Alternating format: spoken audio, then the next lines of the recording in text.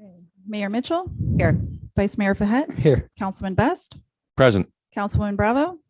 Here. Councilman Vasquez? Here. There is a quorum present. Okay, thank you. Let's all stand, please, for the invocation by Councilman Victor Vasquez.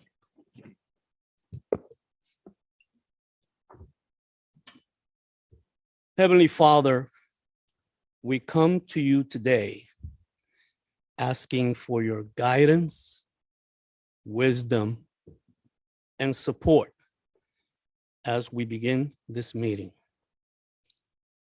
Help us engage in meaningful discussion. Allow us to grow closer as a group and nurture the bonds of community. Fill us with your grace, Lord God, as we make decisions that might affect the residents of the city. And continue to remind us that all we do here tonight, all that we accomplish, is for the pursuit of truth, for the greater glory of you, and for the service of humanity. We ask these things in your name. Amen. Amen. We'd like to ask everyone to join us in the Pledge of Allegiance. I pledge allegiance To the flag of the United States of America and to the republic for which it stands, one nation, under God, indivisible, with liberty and justice for all.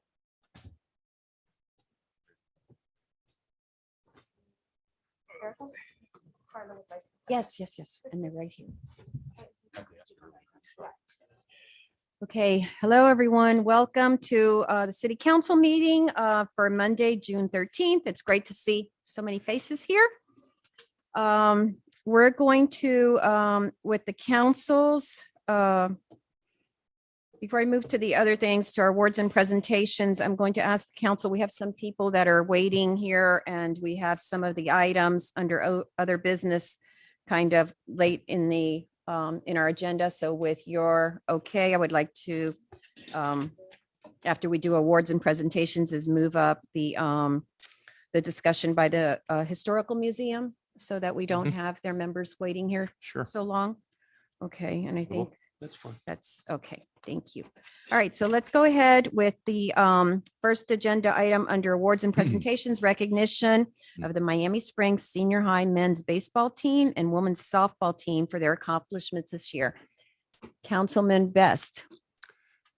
I think I'm just going to sit here and do this rather than stand out there. We'll get the guys up here in a minute, but I got to tell you guys something here in Chambers tonight. This baseball team this year did what the baseball team, the men's baseball team, that is, the women's have been doing it for 30 plus years, winning districts, thanks to Charlie Green. But I thought that it was appropriate tonight that we acknowledge the accomplishments of both of these clubs, the men's baseball team and the women's fast pitch softball, in winning the district and going to regionals again this year. Both of them missed going to state by one game. And I see David Fanshaw, who is the men's coach, is not here tonight, but certainly the athletic director, Craig Jay, is, and Charlie Green, who is the manager of the women's fastball. Gentlemen, please come up.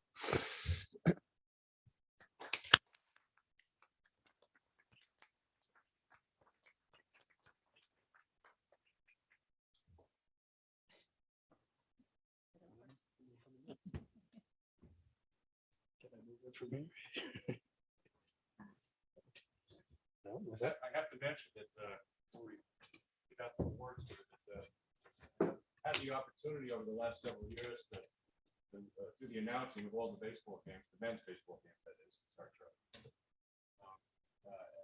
the home games, and it's been an honor for me to do that. And Craig was the one that, Vivian Ray was the one that got me involved with that a few years ago. It's really been a fun time doing it. Great bunch of guys, great bunch of gals. You deserve everything you got. So first of all, we have here a certificate of recognition for Charlie Green, girls varsity softball coach, Miami Springs Senior High School. Charlie.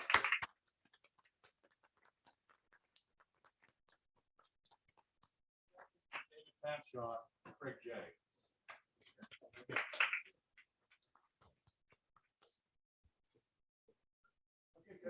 Oh, Tino, yes. Hernandez. Hernandez.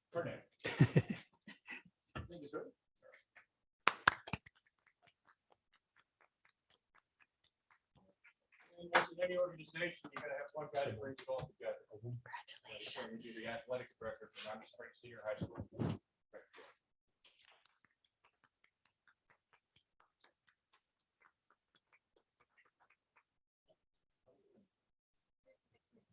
Tonight's gonna be a long night.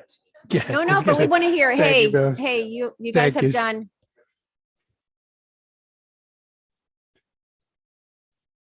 You've put in a lot of time in training and preparing these young people to achieve so much. So if there's something you'd like to say, please say it. We'd love to hear from you. We appreciate your support. Obviously, we had a lot of fun this year. Really enjoyable. So it's really fun to watch kids grow, on a daily basis and reaching really short of the goal, but the journey was well worth it. So, the community, as usual, always being there. Bob, coming out of the single game, doing what you do and we've done it very hard. Taking out of the program. We're truly blessed to have them here. Thank you so much. Mention to the audience here in Chambers tonight, how many district championships you have won in Dade County? 17. Wow. Whoa.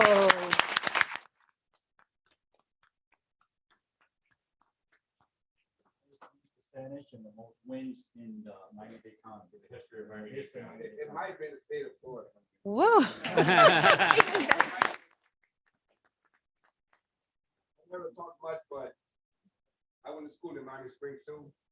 What a great place. And I appreciate everybody here. I appreciate the community. It's like, I've been here for like 40 years. I love this place. I'm gonna miss it too. Because the time is coming real soon. We You earned can't- it. You earned it. The time is coming, but I appreciate it. Thank you. We can't thank you enough for mentoring our children.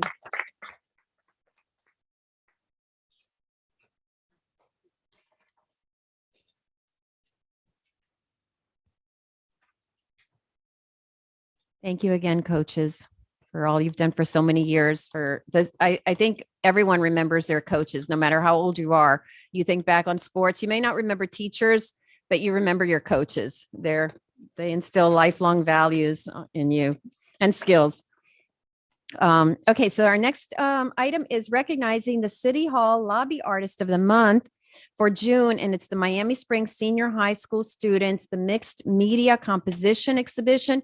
If you didn't get a chance to see it when you come in, the colors are brilliant. They just pop out, and if you look up close, it's like I don't know what you call that. It's not It's a flat. relief. Relief, okay, but So, just stunning. Sadly, I only have this one fabulous student to share with you this evening because we are already on summer vacation. So although 70 students were invited to go to Vizcaya, 70 students were invited to go to Vizcaya. They paid for the buses. They took care of all of our students. They had 3 different artists do art activities. This is one of the activities. So this artist actually works in MoCA, the Museum for Contemporary Art, forgive me. And she works with plaster medallions, and then she grinds up cardstock paper pulp. That's what you see with the texture. Then she has ink where you go back in as it sets up and the color starts to fade. You get to bring the color back out with ink applique. And then when it all dries, if you want to go back in with acrylic, you can then go back in with acrylics to add. So that's what you're seeing in the lobby is a multimedia relief project that 42 of the students allowed me to share with you from this amazing experience. Sadly, again, due to the timing, I did invite the artist as well because I thought this would be really neat for you to meet her. But instead we have Cassandra Pizzone.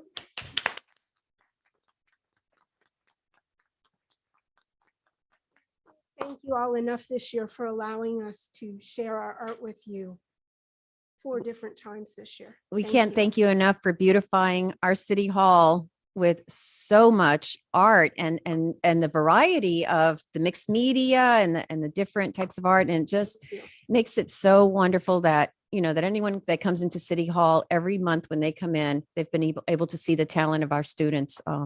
Thank you very much. We're very appreciative. And Thank I you. really, I mean this, if when you go to leave, get up close, because when you get up close to the art, because they're small, you'll be amazed at the detail in them. It's beautiful. Thank you. Thank you so much.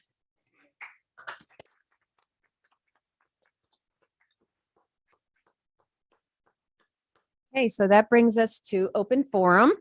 And for open forum, we have Mr. Nestor Suarez signed up to speak. Sure, I'm sorry. Good evening, Mayor and City Council. I'm here to talk about the downtown development and in particular, city administration. So, you know, in my life, I've sold a lot of things in e-commerce. And if I have a project manager who comes up to me and says, or a product manager and says, hey, I got this new product. We're not sure what we're going to price it at. Maybe be 10,000, maybe 20,000, maybe 30,000, maybe 40. We don't know what we're going to price it at. And I decide, you know what? I'm just going to sell them for free and sell dozens of them for free. The next morning, I'd be fired because you don't give away tens of thousands of dollars away for free. So here we have a situation where city administration is supposed to, according to the Gateway Overlay District, shall pay a parking fee, as the Gateway Overlay District says. Explicitly, it says shall pay a parking fee. And as of to date, as far as I know, we have collected 0 in parking fees from the downtown development. Not a dime has been picked up on the biggest development in the history of downtown Miami Springs. We're never going to see another one like that. Probably the biggest in the history of downtown Miami Springs. We have collected 0 in terms of parking fees. So now that in addition to that whole parking fiasco is behind this parking study that says that we're supposed to have that downtown development will have shared parking, meaning all 4 floors will have shared parking. So during the day when residents leave, the businesses can use that parking. At night, when those businesses shut down, the residents come back, they can share that parking, but that's not what's set up right now. Right now, that's set up, that first floor is open. And so I guess anybody could use that first floor, but that second, third, and fourth would be gated. In other words, what that parking study says and what the city administration is allowing to happen are 2 different things. And so who's being held accountable for this? Where's our city administration fighting for our residents? Constantly, when I look at this project, it's like they're more on the side of the developer than on the resident side. It is incredibly frustrating to see that. And unfortunately, it's causing a lack of confidence in residents on the city administration, not this council, because you guys have nothing to do with following up to make sure that they're following all the rules that were set up in either the Gateway Overlay District or otherwise. It's not the council. You're relying on the city administration. And I'm seeing a city administration that is allowing things to happen and not following up. So on that, thank you very much. But someone needs to be held accountable. Thank you. Thank you, Mr. Suarez. Okay, and next we have to speak is Kevin Cabrera. Oh, hi. Good evening, Mayor, Vice Mayor, the council, the residents that are here today, and those that are watching on TV. Just wanted to pass by and introduce myself. My name is Kevin Cabrera, and I'm one of the candidates for Miami-Dade County Commission District 6. I'm looking forward to meeting you all on the campaign trail and focusing on issues that make our daily quality of life easier and better, such as making sure we reform the county building and zoning department, try to get folks their permits faster and efficiently, and making sure we use our transportation surtax for its intended use after kind of not so much for 22 years. But nonetheless, it was a pleasure to be with you here this evening and witness and see some of the issues that are important to the city, to the residents of Miami Springs, and look forward to meeting you all and the rest of the residents on the campaign trail. Thank you. Thank you. Thank you, Mr. Cabrera. Okay, that is the end of the public forum. I have somebody signed up for the agenda items for 2 agenda items, so we'll get to that when we get there. So We'll close the public forum and I'll accept a motion to approve the minutes of the meeting for May 23rd, May Did- 23. Through the chair, motion to move item 6A. Second. Any discussion? Call the vote, please. Vice Mayor Fahet, Yes. Councilman Best, Aye. Councilwoman Bravo, Yes. Councilman Vasquez. Yes. Mayor Mitchell. Yes. The motion carries. All right, thank you. So if the council is okay with this, I would like to go ahead and move the agenda item 12, let's see, what number is that? 12G, which is discussion by Museum President Jaime Petrolanda on using the concession stand at the Stafford Park for fundraising. It's G. It's G. It's, G. I got a different. agenda? yeah, they've been revised. Okay, sorry about that. All right, Did you? my bad. Okay. Hi, everyone. It's a little weird being on this side. Welcome back, man. Thank you. Mayor, Vice Mayor, Council, Bob, William, Erica, Heidi, residents, Sandra, and the folks that are and the member Ken, my partner here. We're here because we are requesting that we are allowed to manage the concession stand at Stafford Park. Any questions? That was short and sweet. Who manages it now? I'm sorry? Who manages it now? It's Oh, one I don't it's believe. currently not being. Yeah, ran like by with soccer anyone. and Little League isn't going. We had for years, there's a disabled gentleman, I remember. city called Esteban, who used to run it for years, and he developed some health issues with his parents and all that, so he gave that up, and then about a couple of years ago, back in 2018, the Optimist took it over for a little while, but then they stopped working, and then it hasn't been in operation for a while now. And whoever manages it gets to keep the proceeds of whatever That's is. ma- what they want to use it for fundraising for the museum.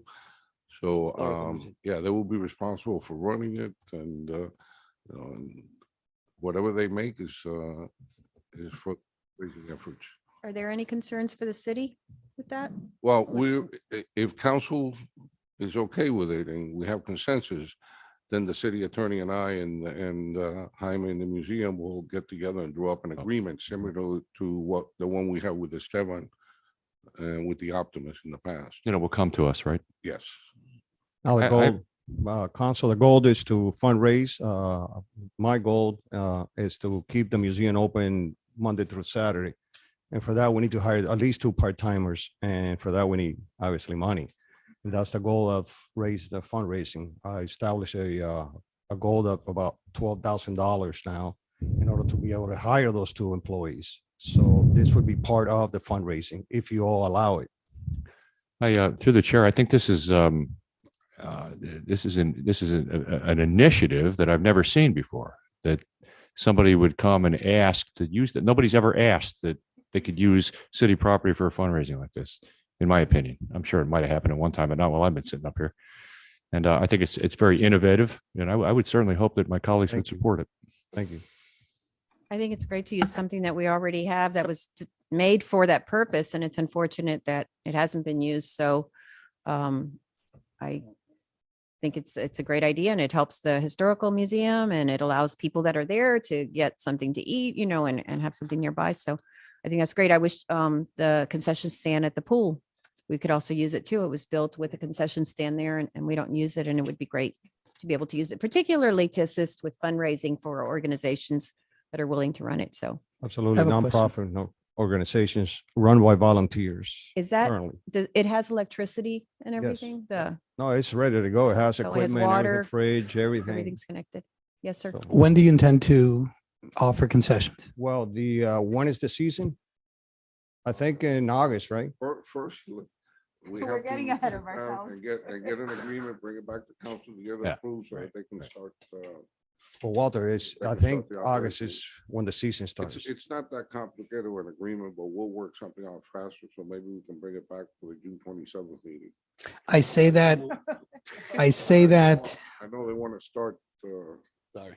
I say that because obviously I work across the street and I know that there are there are students from local schools that go there and hang out there. And I don't know if it's the best idea to be selling at that hour and kind of encouraging the congregating that happens there. If it's during the evening sporting events and the things that are happening like that, then I just a question that I had. If you guys are still hammering that out, that's fine. I wouldn't want it to turn into during the day, like convenience stop for students, right? For I wouldn't AIE, want it to yeah. be turn into something like that. Yeah. With the councilman's concerns, I'd like to make a motion that legal get with the city manager and work out some verbiage considering the councilman's concerns relative to hours. Second. Any discussion? Call the vote, please. Vice Mayor Fahet, Yes. Councilman Best. Aye. Councilwoman Bravo, Yes. Councilman Vasquez. Yes. Mayor Mitchell. Yes. The motion carries. And I wanted to just again thank the Historical Society, these volunteers, these hardworking volunteers for so many years. I don't even know how so many years are our city's memory keepers. They're the ones, we don't have a paid, and I have to stress this each time, we don't have a paid historian on our city staff like a lot of cities do and a lot of counties do. And these hardworking volunteers are really our historians for our generation, for future generations, for past generations. So we're very appreciative of the work you do. Thank you. Thank you, Mayor. Thank you. Thank you, I- gentlemen. I told you you would. Thank you. All right, thank you. Thank you, Commissioner Ford.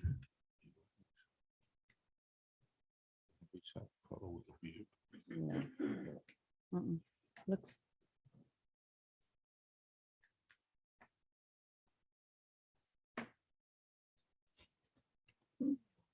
Okay, let's see. So we'll go ahead with the next agenda item in order, which is agenda item 7A, request by Councilwoman Bravo for update on the Parks and Parkways. Are you still with us, Councilwoman? I'm with you. I'm with you to the end. Okay, request for update on the Parks and Parkways Advisory Board Yes. on the city entrance signs. Yes, I I just, believe we have Mr. Eric Ritchie here tonight. Hi, Eric.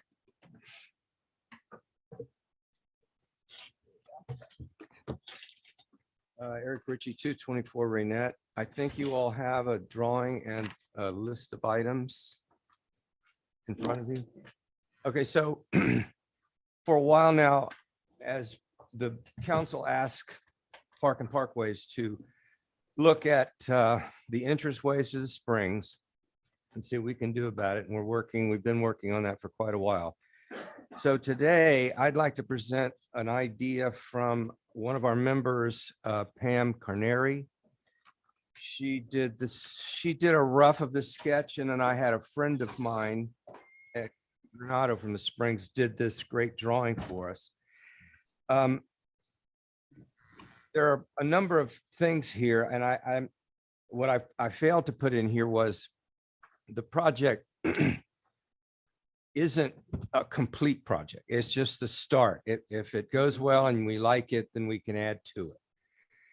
And some of the things on here would probably be fairly expensive. So council has to have its own discussion about that. The one item, I'm going to jump to it, is number 5, which would extend the bike path. I'm sorry, from- the chair. I'm sorry, Richie. Were we provided a copy with that? I would like to follow you accordingly. So I'm it. gonna- Yes. It's on the dais. It was provided this evening. I'm sorry.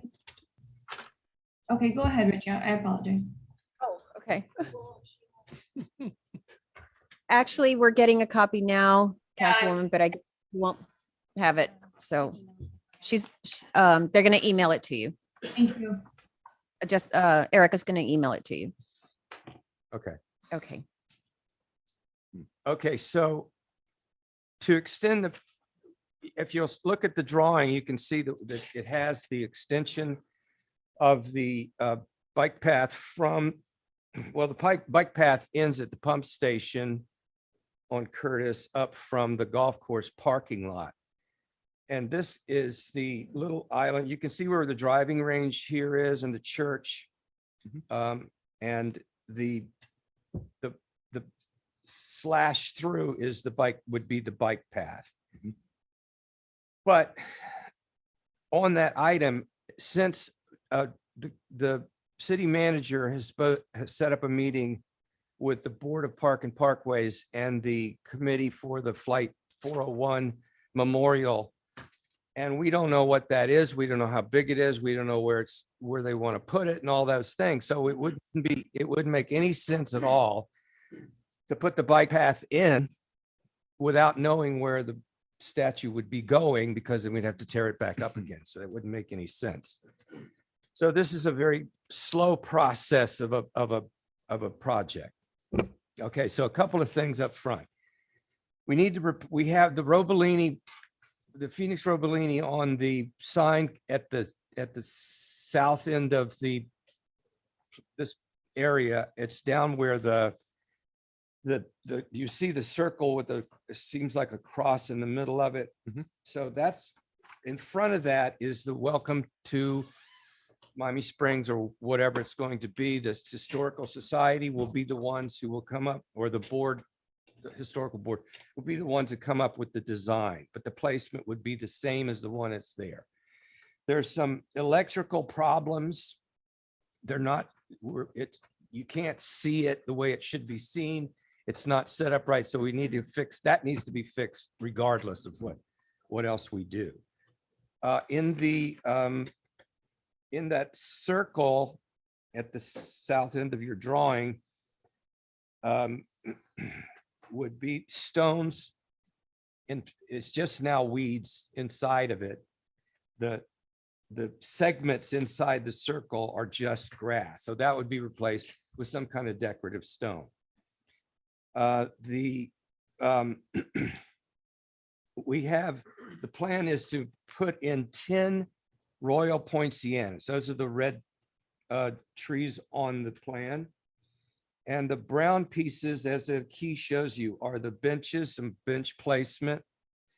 And that's kind of it. The palm trees on the side, there are 16 on either side. There are 32 royal palms that are well established. The growth of the Royal Poinciana, though it's high, it will never catch up to the royal palms. It just can't do it. So there would be this beautiful canopy covering the entire area, shaded, perhaps, maybe even people would want to sit around in there. Also, we need to replace the meeting sign that announces the council meetings when they're held.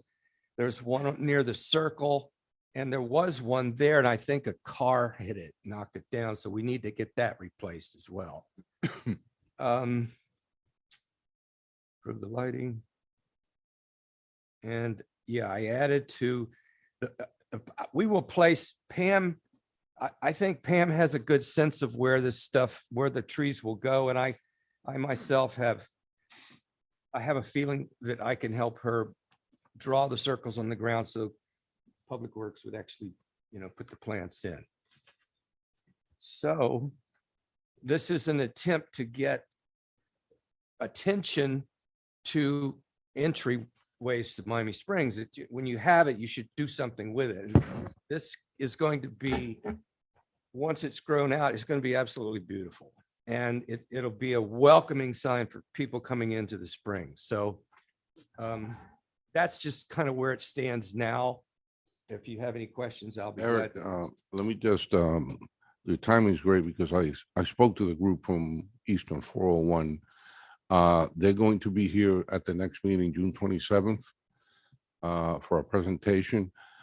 Their original project was supposed to probably encompass this whole area. That's how big it was. That's how big it was going to be. Yeah.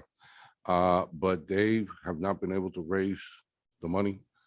So what they want to come to council is to present doing a smaller memorial on one of these sides at the end, either at the end or at the beginning, because this year marks the 50th anniversary, December 29th of this year. So they want to have something in place by then so that the relatives and all that, they're all excited about coming down for the, but they're gonna do a smaller scale monument like we have all around the, something along those lines.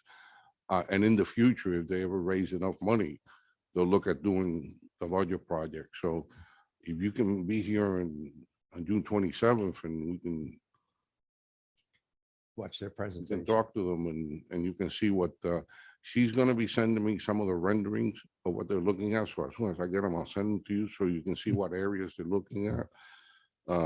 The area, by the way, council and manager, it's about a football field. A little over, a little narrower, but that's a reference for you to understand what we're saying here. Eric, do you see that it's possible that maybe what William's referring to could fit within the boundaries of what we're looking at here? Oh, absolutely. Nice. As a matter of fact, the one that William originally showed me, it was huge, right? Mhm. I mean, it was taking up a whole bunch of this area. mhm. It's going to be a replica Wow. of the jet itself. Right. So, Right. but that would, I'm thinking $350,000 just to get started on that. So I don't see where that's going to happen. So Maybe more. yeah, or maybe more. Yeah, sure. To the Well, it's a chair. nice place to start right here. I'm though. sorry. Please, Councilwoman. This is a question for the city manager. William, do you think there's a way that our grant writer can look into possible historical monumental grants for this type of monument that Richie is talking about? I mean, I would also like to see some sort of rendering, Richie, of what that little circle would be like in a 3D form to get a better idea. But I do know that there are some grants for historical preservation. So if we want to talk about a welcoming sign or maybe some aspects to the city's culture as in Glenn Curtis. I mean, we haven't really recognized him, which is our city founder, anywhere in the city. So I just wanted to see if we can touch into our grant writer and see how, you know, if there's anything out there that we can apply for to relieve the burden and to see this come to life. Well, most of what I see here is landscaping, right? Right. Plantings. The bulk. That's all Pam had in mind when she. So Right. But And would from you my keep understand- would you keep the existing Miami Springs sign there or would you change that? well, let me, my understanding is we kind of brought this to both boards, to the Historical Yes. Preservation Board and to Mhm. the Parks Board. And what we asked, and this was several meetings ago, so I might be foggy on this.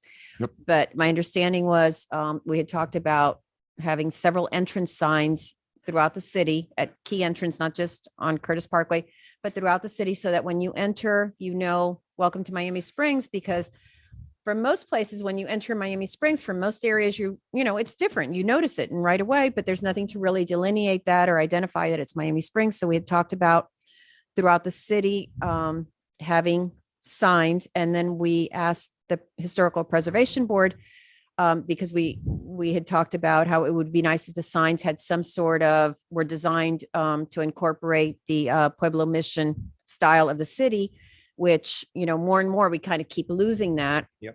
And to reference that, so the Historical Preservation Board would look into trying to come up with possibilities of designs for these, and keeping in mind that obviously, if we're talking about the entrance at East Drive or on South Drive into the city, you know, it's going to be very different from Curtis Parkway where there's more land, you know, obviously. So, and then with the Parks Board would be the actual placement once the Historical Society came up with designs for potential designs referencing our Pueblo Mission historical background for the city. Then the Parks Board would look into the placement. So this, I'm guessing, is the first one of this process Yes. and then the Historical Preservation Board and Correct. I know Mayor, if I Yvonne may was here. interrupt, they Yes. are meeting August 2nd. They Okay. will be voting hopefully on a design.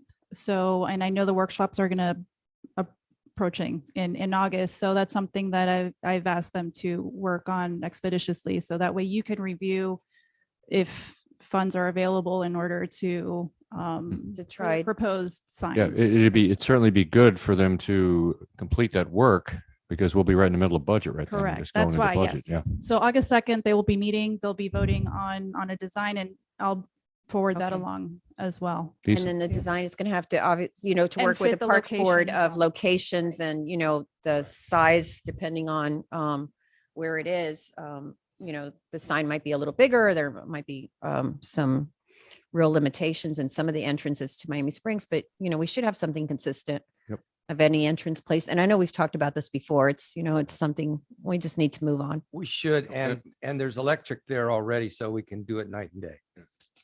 This Mayor, remember, we're also working with the realtors on that right. Yes, other idea of the Miami Springs letters. yes. Did Mm. you get information? She's, the senator, is having her staff, Uh-huh. get us a quote Okay. on what something like that will cost. This is Uh, really this- preliminary and exciting, but it's a potential too of, placemaking for Miami Springs, of identifying Miami Springs, that the Realtors Association who are building their headquarters here in Miami Springs. So we're really thrilled that they chose Miami Springs to build their headquarters, International. international headquarters. And they have, how many, do you remember, William, how many members they have? Of something 63,000? I don't even remember, something. Worldwide, yeah. Yes. Yeah. They're building them here over by the east corner of Miami Springs, which will be really a beautiful, beautiful building. But they have twice given us a grant for the city, what they call Placemaker Grants, and they're grants that have to be used to create a place. So it's, my understanding is you can't like attach them to something that's already there. It's to create a new place, place marker, placemaking grant. So we've used them twice in the past for 2 tiki huts, one at the boat ramp when we were creating the boat ramp, and another one at Reagan Park that we wanted to create a place. We had that little park there and there was nothing really to market as a place for residents to enjoy. Right. And now they reached out to us again and said they would like to do that again. And we thought perhaps something to mark Miami Springs of, I think one of them had come up with the idea of the letters, of Miami Springs, the big ground letters, like you see in cities where it's almost like a sculpture, Mhm. something like that. And that would be a real identifying Mhm. place too. So This is perhaps good. that's something we can, This would be quite the accolade for the golf course too, right out front. Yeah, it would be nice there. Yes. Boy, I mean, and it's a kind of place where people would come and take the Instagrams, that Mhm. they'd love to Yeah. come, and it's a sculpture and it's just something I think would be really fitting for our city. So we'll see. But we're really appreciative of them of continuing to reach out to us with, that opportunity. So going back to Eric, this is great. Thank you so much for working on this, for looking for possibilities. And then I guess when we hear from the Historical Society, Historical Preservation Board, with the signs, the 2 boards perhaps can work together on Sure. Yeah. Easy. the, Also, I want to again point out that I want to thank Pam Carneri for her work. is Pam here? She couldn't make it. She's in a back brace. Mhm. Okay. Yes. Thank you. Pam. I know Thanks a lot, Eric. she's really Thank worked a you lot so on much, this. Eric. Thank you, Eric. Thank you. Okay, so the next agenda item is public hearing on, Deja vu. okay, let's see, how about, this might go on. Is everybody okay if we put that at the what end? do you want to do? Is move that to the end and continue with the rest of the items, or, all right, let's just go ahead and have the public hearing on this. Want This to one. do the consent agenda so that some of the staff that's here can, Yes, and I'm thinking even if we have anyone waiting, we have 2 people that are here to speak. Well, one on the mural ordinance, but one on the golf cart ordinance. So we could move the golf cart too. I hate to keep someone that's wanting to speak here for a long time. All right, let's do, is everyone okay if we move some of these items up? The golf Consent cart agenda. and the consent agenda and the golf cart. I think the other ones can follow the order. Yes? Sure. Okay, all right, let's do the consent agenda item 9A, B, C. I have 3 items on your consent agenda. I don't know if anyone want to pull any for discussion or? Just for discussion, William, if I might, through the chair, 9C, that's just a typical adjustment, an alignment for picking up Those stuff. are- those Okay. are- Yes. Thank you, sir. Yes. Through the chair, motion to move the consent agenda items 9A, 9B, and 9C. Second. Okay, any discussion? Call a vote, please. Vice Mayor Fahet, Yes. Councilman Best. Aye. Councilwoman Bravo, Yes. Councilman Vasquez, Yes. Mayor Mitchell.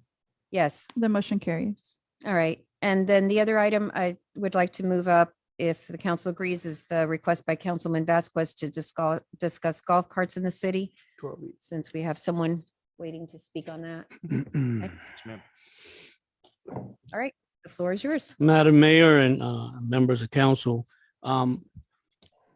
this item came to my attention some months ago by one of our residents and on someone I've known for many years, Mr. Thad Oak Ridge, who is also a firefighter at Coral Gables, a longtime resident of Miami Springs and a golf cart owner. The essence of it, I guess, is 3 parts, right? Over the years, a number of cities, Pinecrest, Key Biscayne, a few other places, have changed the designation of golf carts so that you don't have to have you get a city permit to drive it, as opposed to the state of Florida. You still need an operator, a licensed operator to have it. And I'll share with council that this came up, I think it was in 2015, right? So that, and I'll let Thad speak on this in more detail. Back in 2015, this idea for changing this designation and having an ordinance along these lines was brought to council. And with the help of the city clerk, who helped me find some of the materials and so forth, the matter got to the point where a traffic study was done. And once the traffic study was done, there was an item that was brought to council which had to do with signs indicating golf carts. I'm not sure what the signs would say, be careful for golf carts. I'm not sure. But the cost of it was going to be, I don't know, something like $1,000 per sign. And it was just number was exorbitant. There was 341 signs, and back then it was about $28,000 to install. But then, yeah. And so I had, in addition to conversations with that, and I'll let him speak in a second, conversations with the city attorney about some of the other cities. And I thought this could be something that I think we could really move forward with. We have about somewhere between 150 and 200 golf carts in the city. And that's a ballpark number. But Madam Mayor, why don't we invite Thad to come up and He's speak? scheduled for the public hearing, okay? Yes, he All right, was scheduled to speak on this item. Thad, are you here? Oh. Welcome. Madam Mayor, Council. Erica has a sheet there for you. I said on the public hearing on the agenda item. Sorry. Go ahead. So kind of just to let you know, I did reach out to Councilman Vasquez a few months back. We tried to start this several years ago. There was a major cost involved. And back then, I think it was probably 20 or 30 golf carts that we had in the city. Fast forward 7 years, there's probably, again, 150, 200 golf carts, give or take, various parts of the Excuse me, city. is that including Virginia Gardens? There's probably some there too. I don't know. I was just assuming there, but you're probably including them too as well, I would say. But what ended up happening is the ordinance didn't move forward because there was a heavy cost on signage from what this traffic study said needed to be done. Fast forward 7 years, we have probably 6, 7, 10 times as many golf carts, and we haven't put up one sign. So I, again, reached out to Councilman Vasquez, Vasquez, and obviously Fahet. I emailed all of you within the last week, some city ordinances from other cities. And I think it'd be a great thing to do for our city. I just handed you via Erica a sheet that I created, the cost savings versus us doing it versus the state of Florida. First off, you don't have to go down to DMV. I'm pretty sure everybody's been down to DMV, how much a pain in the butt they are. Secondly, You'd have to take the golf cart down there. You wouldn't have to do this. And thirdly, in reference to the cost of a tag, insurance, and other things are different when the golf cart can be insured under a golf cart ordinance versus an LSV is what basically low speed vehicle is what the state turns it into. And again, state of Florida and insurance companies, once you change the characteristic of a vehicle, the insurance changes because it's coded differently. So that's the reason why it would be saved probably about an $800 savings, give or take, annually to each resident due to insurance and tags that need to be done. I still propose a one-time inspection via the police department if they're willing to do so. That's what other cities do. They charge about a $40 inspection and they get put a sticker on your golf cart. And then every year that sticker is renewed $20, $30, give or take. And the color would change and the year would change. Simple as that. And again, all cities that I forward you the ordinances, that's how they do it. So again, we're going to have to reinvent the wheel. We basically probably cut and paste from a few ordinances based on the legal expertise of the city attorney. And I think we can make this happen, in my personal opinion. Through the chair, I think the last time that we discussed this at length up here, I know that the police had a lot of input on this. And I think you might want to ask the chief to come up and offer his opinion right here, Thad. Well, the first thing I'll say is that I'm having trouble filling vacancies for police officers on the street. Where of this now you put that on us, that's time taken away from our officers' other responsibilities. That's the first thing. Chief, would it be possible the community could handle this activity? I'm not sure. I think it means community policing. Community policing, yes. CPO. Again, but that's be taking Gotcha. other functions that they have to do. My concern is, I live in Palmetto Bay, and they're all over the place. And 4th of July, 2016, there was a serious car accident involving a golf cart with 6 kids in it. Not licensed driver. Everybody was ejected, including a toddler. So I can imagine, and we've seen young kids driving them at night, no lights, no safety equipment. So I think that's a hazardous situation. Chief, but if they're driving them at night with no lights and no safety equipment, then they're violating, or just Well, like anything else. It's a motor vehicle. Like- It's a right, motor so vehicle that- on the road. That would be So- something that they're violating. It's not something that would be allowed. Correct.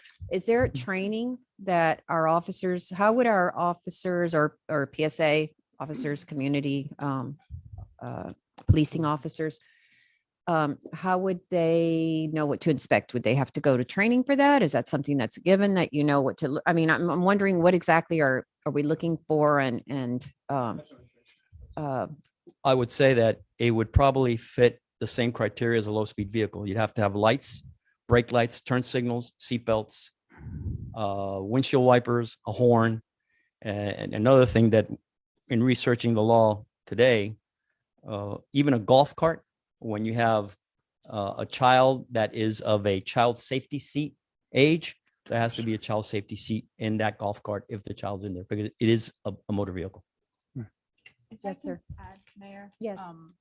I have not come up to speed on what the current state law is on this. However, I do know that it's changed throughout the years. So I know that other communities do have golf cart ordinances, but many of those ordinances were adopted many, many years ago before state law changed.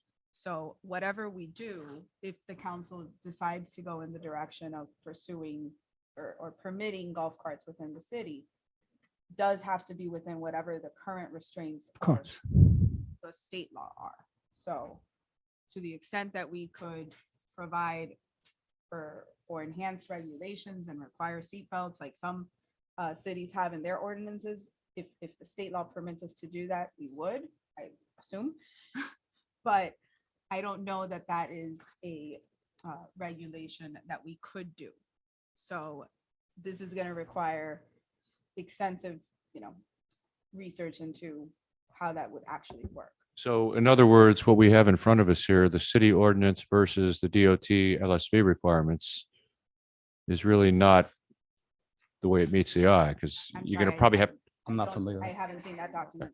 Because you probably, what I'm hearing from you is we would have to comply with state law and whatever our ordinance says, trumped by state law. To comply with state. Our ordinance would need state. to Follow the state. work within the restraints. Of the state law, right? Yes. That's kind of what I'm saying. Yeah. So, yes. So, Mayor, thank you.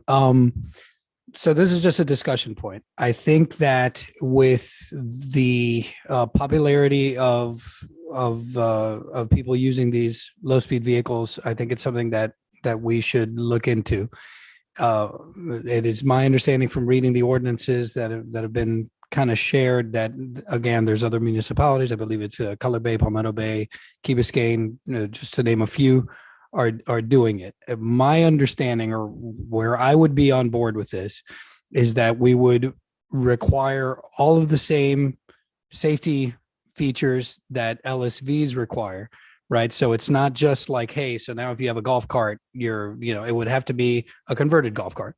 They would have to have the seatbelts, the mirrors, the lights, the reflective tag, the brake lights, the windshield, the horn. It would have to have everything. I think also that they would have to be insured and show proof of insurance. So what I would support is basically all the same safety requirements. Obviously, there'd have to be a compromise in terms of like city staff would have to be doing the certification rather than the DMV.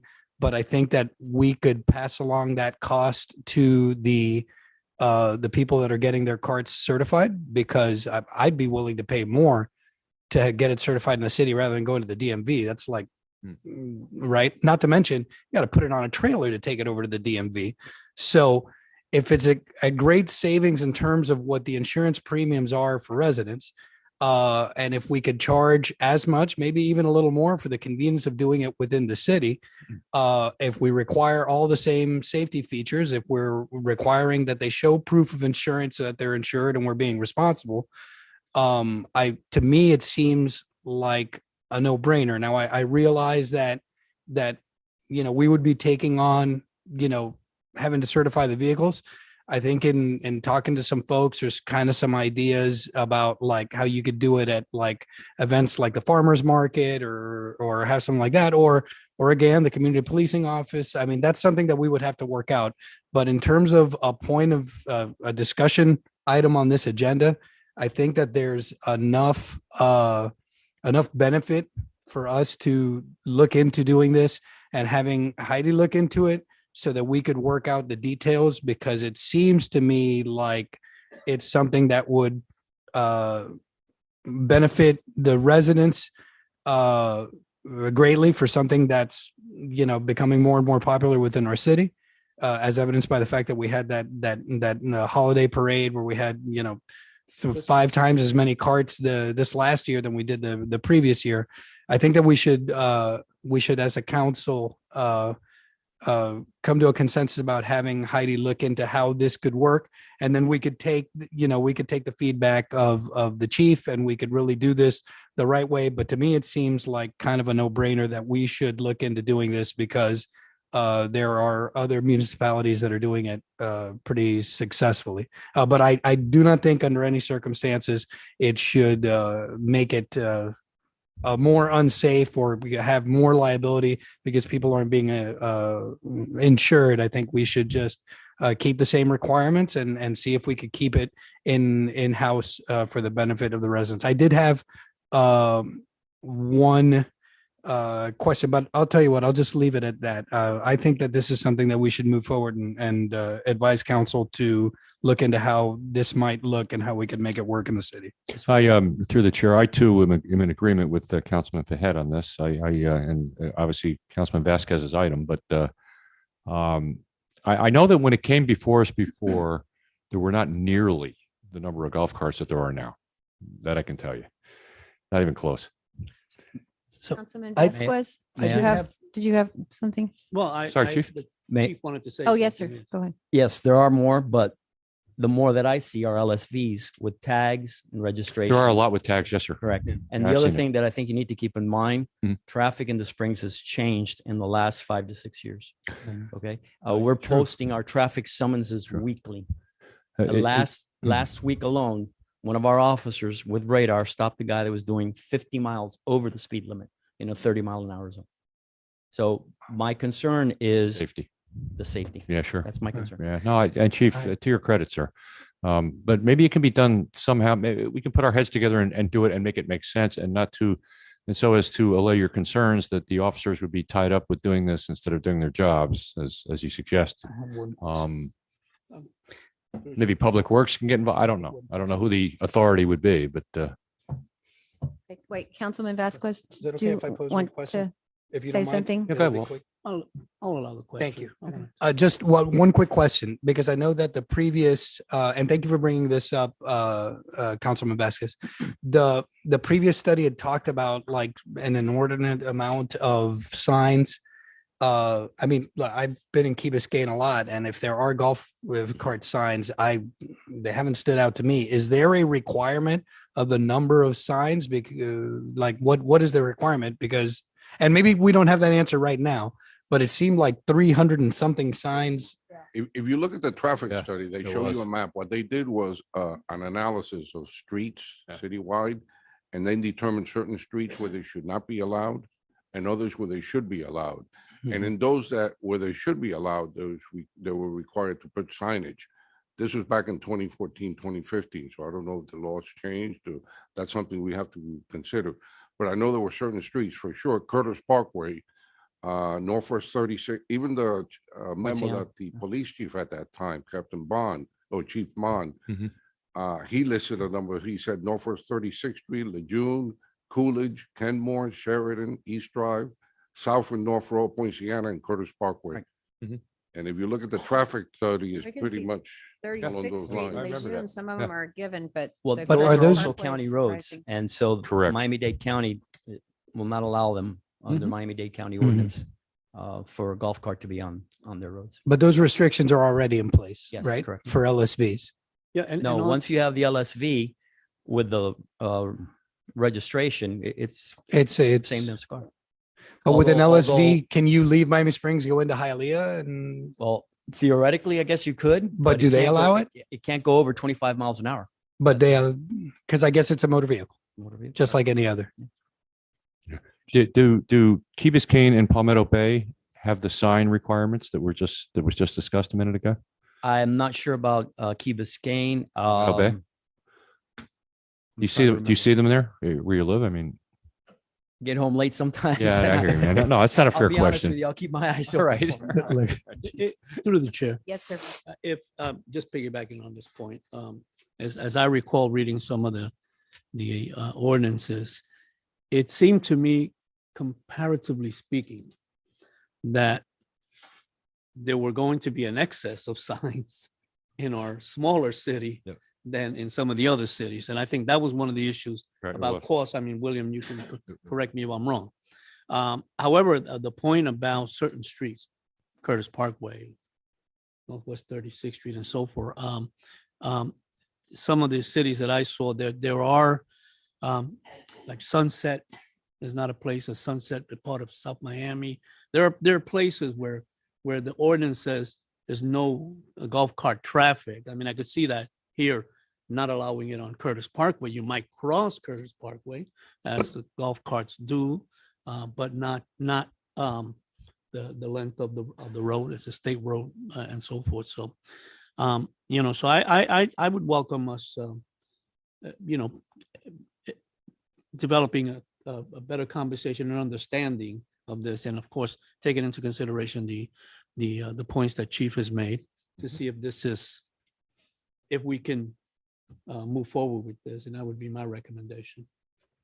I tend to like the ambience that golf carts provides a community. It provides a sense of, I don't know, if the community knows each other, they feel comfortable that they're outdoors. Yes, I think whenever you go into community that you see people in their golf carts right away, it seems like a safe community. It seems like a desirable place to live, and it gives that kind of instant relaxation, at least to me, it brings me down a level. But I'm definitely concerned with, I agree with Councilman Fahed, under no circumstances would I be for anything that would lessen the safety components, safety standards. If that's the case, then I'm against it. We either provide the same level of safety that is required by the state or for anyone else, for our residents and for our visitors and, anyone in the cart, or we don't do it. And I'm envisioning, and I guess we need to get a lot more information on this. There's a whole possibilities, perhaps even with the inspection itself.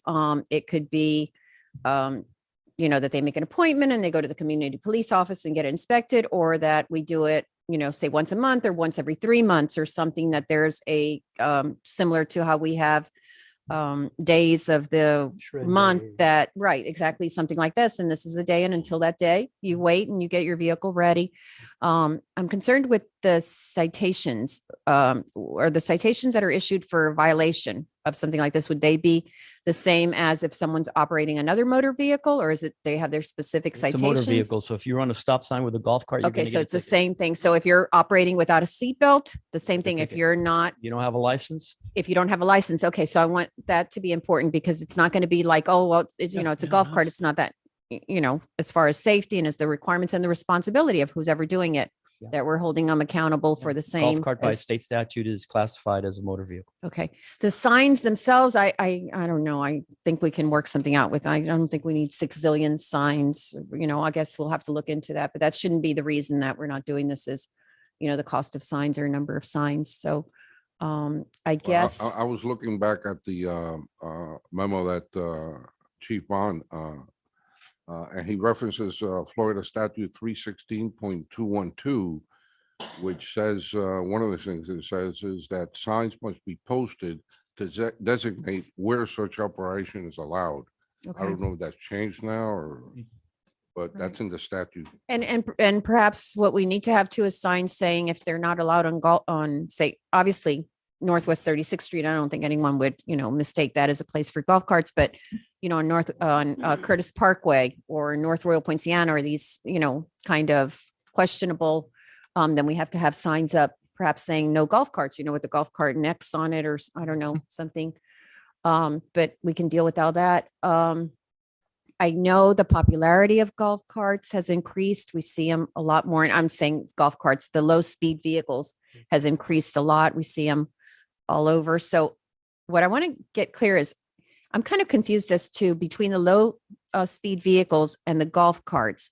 Is the request from the residents that if someone puts all the safety devices on their vehicle to bring it up to the level of a low speed vehicle, then that we're providing the inspection here? Is that all we're requesting? Yeah. Right? Okay, so it's not that complicated. All we're saying is that you don't have to take it somewhere to get that we facilitate. Just for the- argument's sake, a golf cart and LSV is the same thing. The only thing you've done, you've taken the safety issues that the LSV has. You put them on Okay. the golf cart, everything that Councilmember Fahad mentioned. And at that point, then you go, the other departments and the other cities go to their local police department and they go through those 10 items. It has seatbelts, it has mirrors, it has good wheels, it's a horn, it works, it looks drive worthy. They sign off it and they sign, I think in the code, it also had 2 or 3 pages. They fill out all their information. They walk over here to City Hall, they pay a fee and they walk back and get the sticker and put it on the windshield and they drive away. Okay, and what I would like to simple it see is that the fee, whatever it is, it covers our cost. I don't Gotcha. think I think that by I making think the in some of the convenience of ordinances, it it. was again, a $40 is, to $60 know, fee and then a $20 and or then- $30 annual renewal Okay. just for the sticker. And perhaps an additional amount, just, that, we're generating some revenue through The that as inspections we probably do take with. 10 minutes. It's you that know, simple. It is but- that simple. So Okay. just let you It's a savings to residents. So I don't see why we couldn't. Yeah, I don't see why we couldn't pass along the cost to, To them, plus Right. possibly a nominal fee that, that there's So some that revenue it's generated not- for Or the maybe, issues, obviously. the And, there- and there's some problems. golf carts that you've already said and seen with the tags on them and their LSVs. They probably, and they may or may not give up their tag and say, hey, I'm going to come back and go to you again, due to Okay. insurance costs and so forth. So I guess what we need here is consensus, or do we need a vote to look into it I further? think the chief Chief, had a yes, sir. Clarification, you had asked about, can they take the golf cart or the LSV to Hialeah? Reviewing the state statute, LSVs are only allowed on roadways where the speed limit is 35 miles Oh, okay. an hour or less. Okay. All right. Thank you, Thank you. Chief. Thank you. And I would expect our residents that get this, that they understand that, you have to be registered, that this isn't just, well, your child wants to go to a friend's house, it's down the block, we should be understanding. And that yes, everything is, okay. So I. I'm trying to create something to see if it can be done. And the popularity of this year, this is the first time we had the golf cart Christmas with so much fun, and it just showed that there's so many people using this. It's certainly something. So I guess what we're agreeing to here is for the city to look into it, to come up with a possibility of a plan of, what the cost would be, how it could be accomplished, so that we can decide if it's something we want to pursue. Is this something we could have back to us for the second meeting in June? I can't commit to that. Okay, I'll just ask. Second meeting in June, no, we've got a full calendar, because I've been after Heidi for a whole bunch of things Okay, before first- July, so. First meeting in August then. We're a We'll little see. busy. I don't know. We'll see. She can tell you I have been really pushing for this month, and there's things that we have for the last meeting of June, just because. They haven't gotten on the calendar would yet. Welcome whatever time frame. Yeah. Okay, the city this might attorney take some directs. time, and also for the police chief to, to have time to really look into it, to find out from the cities and really give us an idea of what, we have to make any decision well balanced, no matter how enthusiastic we are about anything, and I can tell we're all enthusiastic about it, but, it has to be, we have to be responsible about it and make sure that, Right. that it's something that, that makes sense for the city. So whenever it does get back to us, it will have been well studied. And the chief will have the time to give us his input. Weigh in. as well. I think what we can do is we'll do briefings with you, explain to you what the parameters are, and then we'll, individually, of course, and then bring something forward. Mhm. Go from there.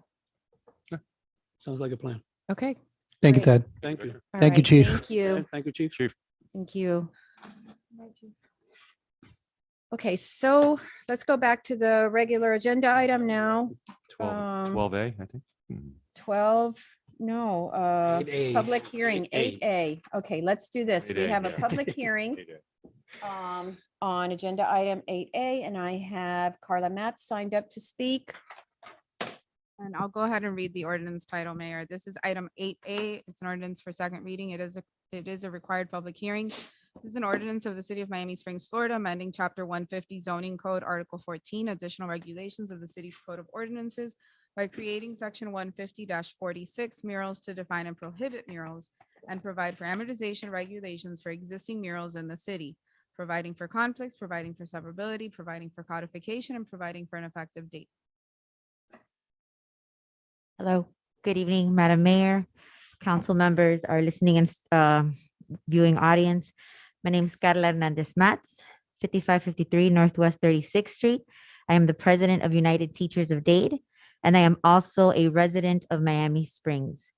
And just for background purposes, I want you to know that I went to Miami Springs Middle School, graduated from Miami Springs Senior High, and I'm actually very proud of some of the teachers that were here earlier today, because they have been here such a long time that they were here when I was a student in Miami Springs Senior High. I think it's interesting that it was mentioned earlier, how certain things make us feel good. I think it's a great item that we're talking about golf carts, because it's about safety. Murals don't hurt anybody, and yet we're making this an issue. I also think it's interesting that it was mentioned that when the realtors came, that they're going to put sculptures up, and that's really nice, and that makes people feel good. I would say that murals also help people feel good. And as a matter of fact, research actually validates what I'm saying. There's research that you can find that talks about how neuroscientists have found that art reduces cortisol levels, and that through art, people can induce positive mental states. And while we were talking, or while I heard your discussion on sculptures and how we feel and making sure that this is a welcoming community, I believe that that is not only what our mural does, because I see people come to our mural and take pictures and post them on IG. But it's disheartening that as a resident and as a person that has invested millions of dollars into that property, that we were not welcome in this city. We did not have the presence of saying, hey, this is a small business that's coming in.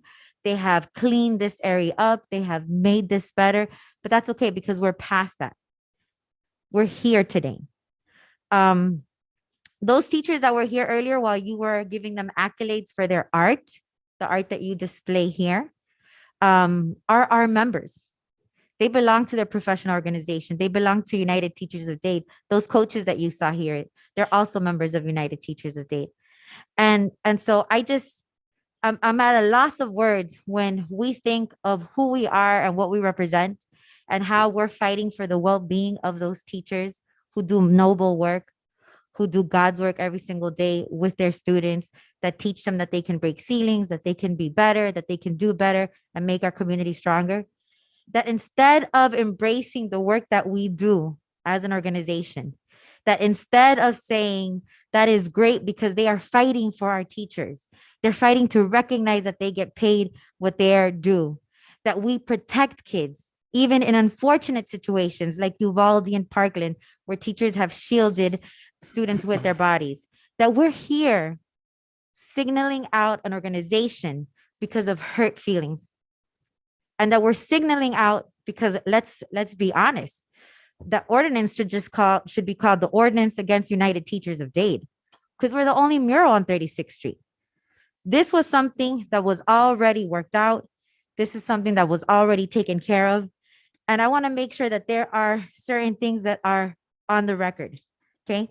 Contrary to some beliefs, United Teachers of Dade did not violate any ordinance. That's why we're here, because we won the previous case, because there are no ordinances that prohibit murals. That is what you're trying to do today. You're trying to prohibit murals. You're trying to prohibit the mural of United Teachers of Dade. What I find very out of the ordinary is that I'm confused because I'm not sure when Miami Springs or local government decided it was okay to encroach on individual residents or businesses. And since when we are okay with government overreach on small businesses. And I'm also conscience stricken that elected officials are retaliating on individuals because someone's feelings were hurt. Because I did hear that a couple of times in the arguments. And that this is a misapplication of tax dollars. So although we don't agree that this is a sign, because it's not a sign, and that was our argument before, we do know that you have language that currently exists, that's part of your ordinances, that has amortization. And that language actually specifies that because of the amount of money we have invested on making 36th Street beautiful, on making it a welcoming environment, on making sure that the residents of that area, the projects that are right there in the back, that they have a very pretty space, that they can come by and take pictures. Your amortization language says that we're entitled to 9 years. And guess what? Because we're good neighbors, we said, you know what? It's okay with 5. And we can do that. We can live with that. So I'm not sure why we're going through all this back and forth. I'm not sure why the signaling out.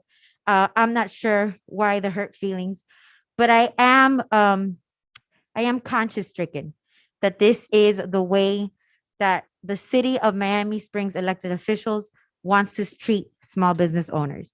And so I'm here not only as a business owner, but I'm here as a resident. I'm here as a resident letting you know that when you speak highly of the work that our educators do, because I'm a teacher, my colleagues are teachers. And when you try to lift them up by saying, oh, how nice what you're doing, but you're saying the artwork that we do and what we stand for is not okay in your eyes, it's very disheartening.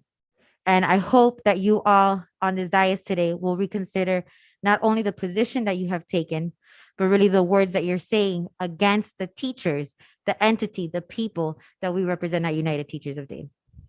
Thank you. Thank you. Okay, we have no one else to speak on this ordinance, so let's go back to. We have an ordinance. Got a comment. Yes, sir. Um, We can approve it, amend it. Go ahead. So I feel like we're rehashing the same thing, but The things that were just said kind of notwithstanding, because while I agree with a lot of them, I think that again, they're irrelevant because it was, I don't think that it was that we had hurt feelings. I think it's that they Never heard hurt feelings. from didn't, anyone. right. Yeah. I think they just didn't pull a permit. Excuse me, that you- please. We gave you time to talk. We're in the council All right. meeting now. Thank you. Having said that, we have so much work to do. I think that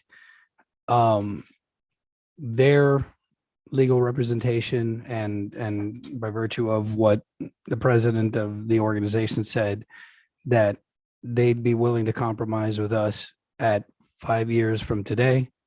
I'd like to propose it again in case anybody would like to meet them halfway and we can put this behind us and we can focus on other things that are pending. I'd love to be able to amend it, make it 5 years from today. And then so like I'm redoing, I'll pull up my motion from before, but I would love to be able to amend it so that, recommend approval of this ordinance with the modification that it become June 30th, 2027. And then, we'll remove the stuff about the damage that comes from crime or any debasement and remove that subsection about extensions, and we give them a date certain. There are a lot of people that like it and support it for a myriad of reasons. They get to keep it for a finite period, and then it comes down. And I feel like if they're willing to compromise on that, I think that we should just compromise and put this Okay, behind so us. Councilman, What is your motion? My motion is that we amend it and that we approve the ordinance with the modification that the amortization period be through June 30th, 2027. We remove E, that subsection about extensions, and we just change the part about not being able to restore it. That the mural could be restored if it's damage caused by crime, criminal element, it's being defaced by somebody. Okay, is there a second? I'm going to second that. Okay, any more discussion? Councilwoman Bravo, are you still on the phone? Yes, to the chair. I'd like to, there's a second on the table. I don't Yes. think there's much to discuss at this point. Okay. So Okay, I'm sorry, I cut you off. Go ahead. I would have liked the proposed date of March 31st, 2027. And what are we saying? June 30th. June 30th of 2027. Okay, all right, all right. And I just want to say, this have a has second. never We have a been motion and a about second. the content of the mural. Correct. It has been, and I want to state this because I keep hearing this misinformation. The UTD, your job with the UTD is to work for your teachers. Our job is to work for our city, and it's to enforce the regulations of our city, the protection of our city, just like yours is to protect your teachers. And this has always been, and it really bothers me how it keeps coming around to the mural. I don't care what the mural looks like. It has nothing to do with the mural looks like. It happens to be a beautiful mural, but what if it wasn't? It would be the same thing. And what our responsibility here is to protect our city and to make sure that any business, regardless of how big they are or how small, and UTD is not a small business. I think at the last meeting you had how many members? Thousands and thousands. That regardless of the business, whether they're tiny mom and pop or whether they're a huge corporation, that when they move into our city, that they comply with the ordinances of our city and the requirements of our city, just like you would expect. Coral Gables, I'm sure, expects the same. Palmetto Bay, any other city in Miami-Dade County expects the same. And that's always been about that. And it has never been about the mural per se, and it has never been an attack on whoever happens to be that corporation. So I want to make that clear. I think that this keeps getting turned around with misinformation and Or insinuation of bigotry. insinuation. Yes. And it's just really unfortunate and very ugly and very, very ugly. And every single business in Miami Springs has been welcomed, appreciated. This is an area that the building was a very nice building when it was bought by UTD. You put a mural on the outside. you ask for a permit, just like you would anywhere else. And the precedent is not with the murals, it's with any other business that comes into Miami Springs in the future and decides they want to do anything else. It's not put up a mural, anything else they want to put in. They'll just say, well, you know what, we'll just ask for forgiveness instead of permission because, that's what happened with UTD. So with that said, let's call it, if there's no more discussion, call a vote. I'm just very concerned that if we're going to vote on something like this right now, next thing you know, we'll be outlawing books. I don't see that. That is such, Councilman, that is such a stretch. I mean, that's just coming back to the same thing of. Mayor, you're certainly entitled to your opinion, but I'm And entitled to also, mine too. and we've talked about with the thing with murals, the reason that we've agreed with murals is that because of the First Amendment, we have freedom to speech. We cannot, if we allow murals in the city, this is a very beautiful mural, but the next one may be offensive. We cannot control the political messaging, can be any political messaging. We can't control the content. We can't control the picture. The only thing we could control is if it was obscene, Obscenity. if there was ruled, and even obscenity with nowadays what you hear in music and things like this, who's to say what's really obscene or not? So that is the reason, me personally, that I am against murals is because we cannot control on private businesses, we cannot control the content. On public property, we have the ability to control the content. So the same thing as with the art in public places downstairs.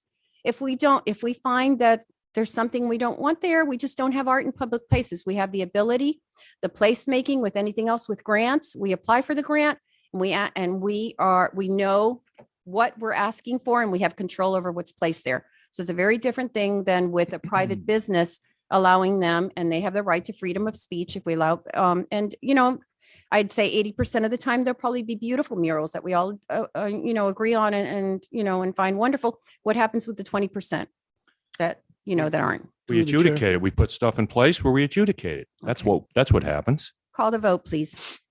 I wanted to clarify are you accepting the amendment from Councilwoman Bravo on the March 31st date? No. No, I thought it was. No, I think it's a unless motion. Councilman Fahed has amended your motion, you haven't amended it, right? No, You haven't it's my accepted it. original motion. It's the original. It's Okay, the just original wanted motion. To make sure. Okay, Yes. So, okay. And the date is, so just so we're all June clear. 30th. June 30th, 2027. Okay. All right. Call the vote, please. Vice Mayor Fahet, Yes. Councilman Best, Nay. Councilwoman Bravo, Yes. Councilman Vasquez, Yes. Mayor Mitchell. Yes, The motion carries. thank you.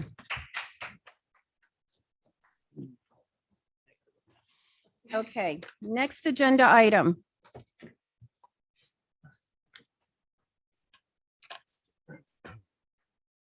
Uh, 12A, thank you. Okay, report on state appropriations approved for Miami Springs for fiscal year 22-23. Yes, Mayor, Council, I know this is, we've already posted it online and we advised all of you, but we want to thank Representative Avila, Senator Diaz, our lobbying team of Jose Fuentes and Max Lausner for all the work they did on that. As you know, the governor signed the budget and we were awarded $3.5 million. 2 million of that will go to the South Drive Road and Stormwater Project. $750,000 will go to replace the Hook Square pump, which is dating back to the 1930s. So it's in need of replacement, and $750,000 for senior meals and programs. So that's a total of 3.5 million. And the only thing that was vetoed was our $2 million canal bank restoration. But I received some information today from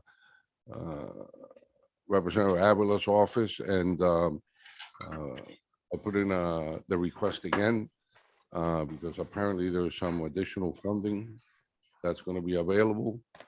It'd be nice to get that done, huh? Yeah, Yeah. we're working on something there, so we'll let you know when we get more updates. But I just wanted to thank all of them in Tallahassee for the great work they did for us.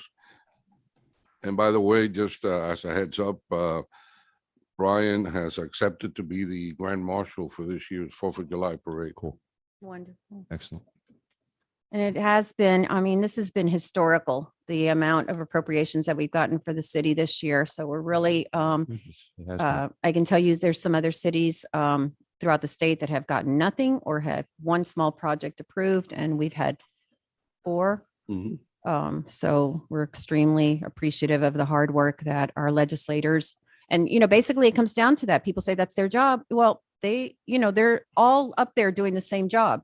So the ones that, when they pull through for us, they're really doing their job, because they're competing with every other legislator up there that's doing their job to try to get appropriations for us.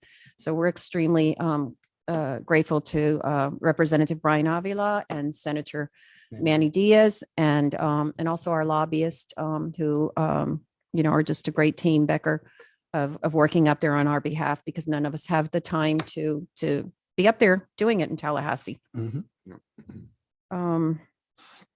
Okay, so the next agenda item is an update on the revised version of the county's rapid transit zone ordinance. Oh, I'm sorry, excuse me. I am so sorry. We're going to move up, if that's okay with everyone, we're going to move up 12F, request by Vice Mayor Behet to discuss the parking fees, because we have someone on the phone to help us with that. Okay. Thank you, Ed Mayor. Martis. So I just wanted to, I was waiting for us to, for the parking fee establishment to come back up, so that this could be discussed, just to set the record straight on some things that are being reported in the media, and some things that people are thinking about that I wanted to just make sure it was clarified. So, so in the media, they're reporting something that's basically, I think it's, Mayor, it's based on the outrage that we had at the last meeting when we talked about the parking fee establishment. I don't want to say that I was led to believe, but based on the information that we were given from staff, I got the impression that what had happened was we were supposed to assess a fee to this developer, and that the only thing that, and this is just based on, and I'll be the first one to admit that maybe. It's just a handout. Okay, great. I'll be the first to admit that I could have gone back to view the meetings from back when the ordinance, the overlay district ordinance was passed and when the project was approved. But based on the answers to my questions that I got here on the dais over the course of a couple of meetings, the workshop that we had over the Gateway District, and that last meeting where we talked about the fee, I was under the impression, and again, I don't feel like it was done deliberately by staff, but I came away with the impression that the developers were going to be charged this fee, that it just hadn't been determined what that fee was going to be because the parking fee had not been established by the council. And then at that last meeting, I got the impression that we had missed our opportunity because that fee hadn't been established. And then I kind of freaked out because of that, because I felt like, wow, that's a huge missed opportunity, and that was horrible. Subsequent to that, we met with the city manager and with the attorneys, and looking more closely at the original parking study, at what was agreed upon at the time that project was approved. The numbers were kind of different. Again, my impression was from answers to questions that I got at meetings was that there were 151 spaces, and it turns out, in going back and seeing the parking study and going back and reviewing what was decided upon publicly at that time, the 151 number that I kept hearing, that is the raw parking demand. And in the parking study, it literally says that it's 151 is the raw demand, but that was lowered because there is like a transit reduction adjustment that was made, that's something standard that's done by traffic engineers. So really the 151 number was really 121. That's the first I had heard of it when we actually sat to go through everything individually with council and with the city manager. And so in effect, what happened was the developers were short 26 spaces, and that at that time, they received credit from the city for spaces that were immediately fronting retail spaces along Canal Street and right in front of those retail spaces on Curtis Parkway. And I'm assured that that's something that's not uncommon for cities to do, to allow commercial usage of public parking to developers. Now, I feel like depending on where you fall on the debate, one could argue whether or not that was giving too much, or whether, depending on where you fall in the debate, whether that was worth it to encourage development of a property that had sat, empty for 40 years. But I just wanted to be clear, because since the parking fee establishment didn't come up, I get the sense that increasingly there are residents, based on, again, I think my reaction at the last meeting, and I think you might have even shared the same reaction, that this was like, something that was cost the city an enormous amount of money. But just to be clear, the parking fee wasn't applied, not because we hadn't established the fee. It wasn't applied because it was never going to be applied, because a credit was given at the time. And, contemporaneous video of the discussions at that time show, not to mention looking at the parking study, like that is the decision that was made there. So there isn't a scandal. A decision was made, and you could always argue about that. And I think that even going forward, we'll see whether or not it was worth the encouragement of the developer and everything.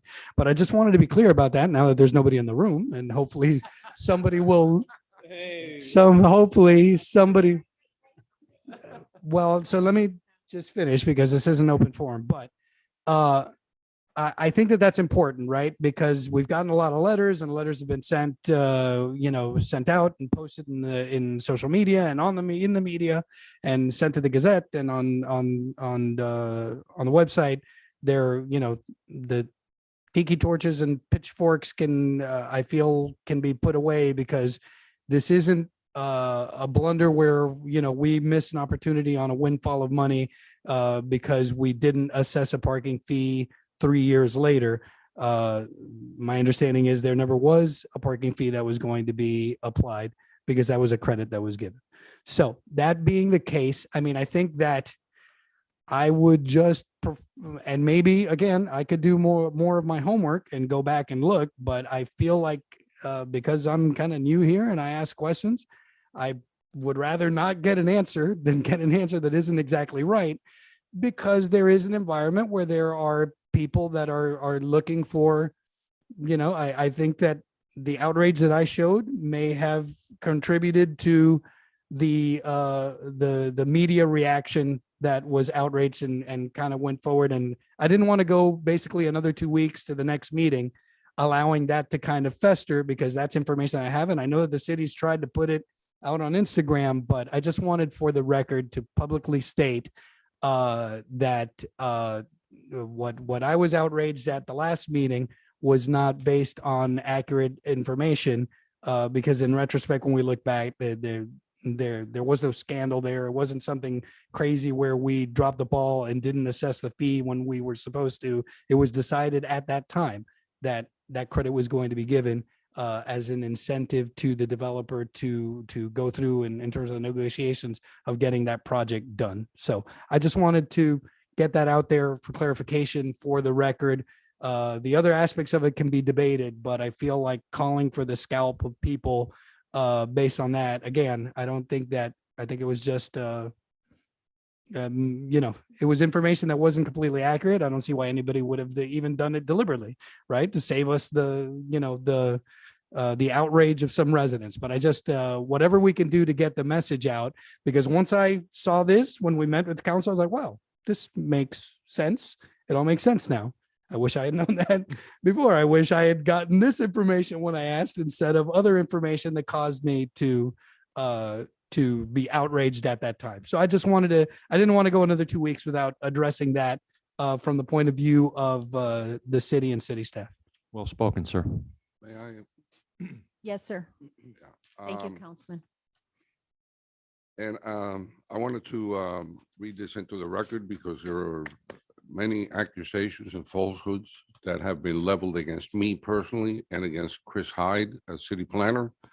And in my 18 years with this city, I have never seen the level of misinformation and hatred that is being portrayed out there. So I wanted to read this into the record to address some of the things that you had mentioned. Over the past few months, there have been many discussions on why the proposed project at 1 Curtis Parker was not charged a parking fee pursuant to the Gateway Overlay District regulations. In addition, there has been misinformation posted online about a supposed $1 million parking fee. As we have discussed with you in individual briefings, and as I'll explain this evening, this project did not require any fees since it exceeded the parking required under the parking study, and the parking credits that were received were the abutting the subject property. I spent a few days reviewing videos of council meetings in order to ascertain what transpired during the site plan approval process by council, so residents can have the facts. At the same time, there has been discussion as to the legal requirements in the city code and confusion as to the minimum number of required parking spaces and legal effect of counting on-street parking spaces. To help resolve this confusion, the city attorney and I carefully reviewed the Gateway regulations and agreed as to its legal requirements, which were applied at the time of site plan approval for the 1 Curtis Parkway project, and which will be applied going forward until the ordinance is amended as discussed at workshops earlier this year. The Gateway Overlay District was designed to encourage new investment in the city. Among other things, the Gateway Overlay and Central Business District regulations include flexibility in parking calculations. For existing structures, no parking is required. For new development, the Gateway regulations direct the city's administration to look at a variety of factors, including, among others, the availability of on-street parking. Once those factors have been weighed, the city's administration determines the minimum number of parking spaces that a proposed site will need to provide. To provide further flexibility, if a project cannot satisfy the parking requirement, the ordinance allows use of on-street parking spaces elsewhere in the vicinity, subject to a fee to be established by council resolution. The purpose of that fee is to fund parking improvements, potentially including the construction of lots or a garage, and the potential acquisition of land for such improvements.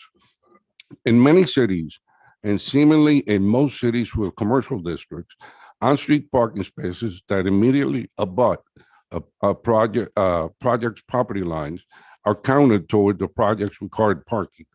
This practice has become customary and is in the books in, among other places, Miami-Dade County, the city of Miami, Miami Lakes, Miami Gardens, Doral, Hialeah, and other Florida municipalities and counties. This custom makes practical sense because most visitors to an establishment will use available on-street parking space that's abutting the establishment long before they enter a parking garage or even a dedicated surface lot. When the 1 Curtis Parkway project was presented to the city, the administration carefully reviewed the project and developed a number of minimum requirements, such as street improvements and other infrastructure to be performed by the developer. The developer for this project is spending in excess of $300,000 to improve and add additional parking on Canal Street.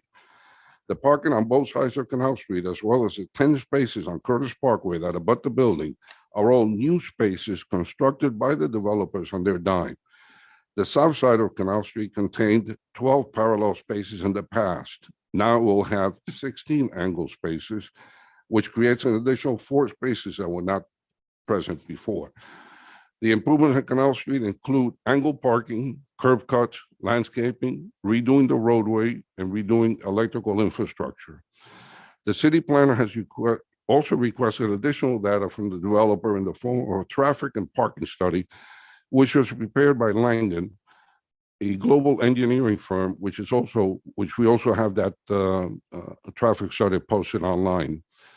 That study found that the project will require 121 spaces. With this and other information, the administration agreed that 121 parking spaces was the appropriate requirement for the project. The project is exceeding this requirement. They have provided 124 spaces instead of the required 121. The 124 spaces the project is providing includes 98 parking spaces in the in the building's garage and 26 on-street parking spaces which abut their property. As noted before, the new parking spaces that will be created on Canal Street will result in a net gain to the city's public parking supply of four additional public parking spaces. The site plan approved in 2019 clearly shows, and I passed out the site plan to you, which is this page. Okay. Clearly shows under the column labeled provided that they are providing 98 spaces in the garage and 26 spaces abutting their property, which is accepted practice as discussed above. They were credited for those 26 spaces, and this was clearly discussed during both meetings of the Planning and Zoning Board and the council, and it was approved by both. And as you can see, the reason I'm saying this is because there's some of the things out there that said that I had said they're providing. It's right there. And it's right there. That's right. It was right there in 2019. In order to clarify some statements that are out there, that the city manager and city planner gave away the 26 spaces, we do not have the authority to do that. The final determination of how many spaces could be credited stands with council that approves the site plan. From a policy perspective, if the council determines that abutting parking may continue to count towards the project's parking requirements, subject to a fee, we can revise the ordinance to accomplish that policy and establish the corresponding fee.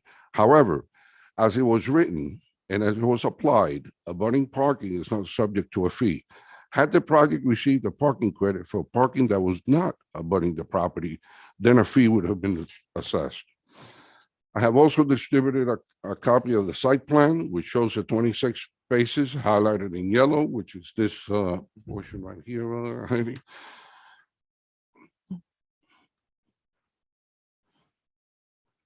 I have also distributed a copy of the blow-up, which we've seen already, showing the provided spaces of 98 and 26. The process for approval of the site plan started on April 1st, 2019, Planning and Zoning Board meeting, which was a public meeting and where many residents and business owners spoke, and where the board reviewed the site plan and unanimously recommended approval to the council. Prior to the April 1st meeting, staff also held meetings with members of the Planning and Zoning Board to go over the site plan and answer any of their questions. Prior to the April 22nd, 2019 council meeting, staff held one-on-one meetings with each council member at the time to go over all of the specifics of the project. Council also met individually with both Chris Hyde and the city attorney to address any questions on this project. Since this project exceeded the parking requirement as stated above, there was no requirement for payment of a parking fee.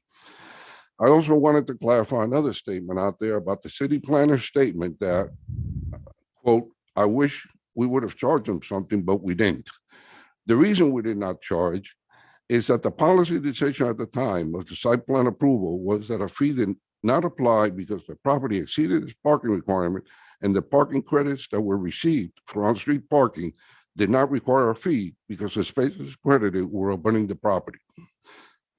At the April 22nd, 2019 meeting where the city council discussed this item, discussion of the project starts, and we have the meeting is also posted on the city's website that you can look at.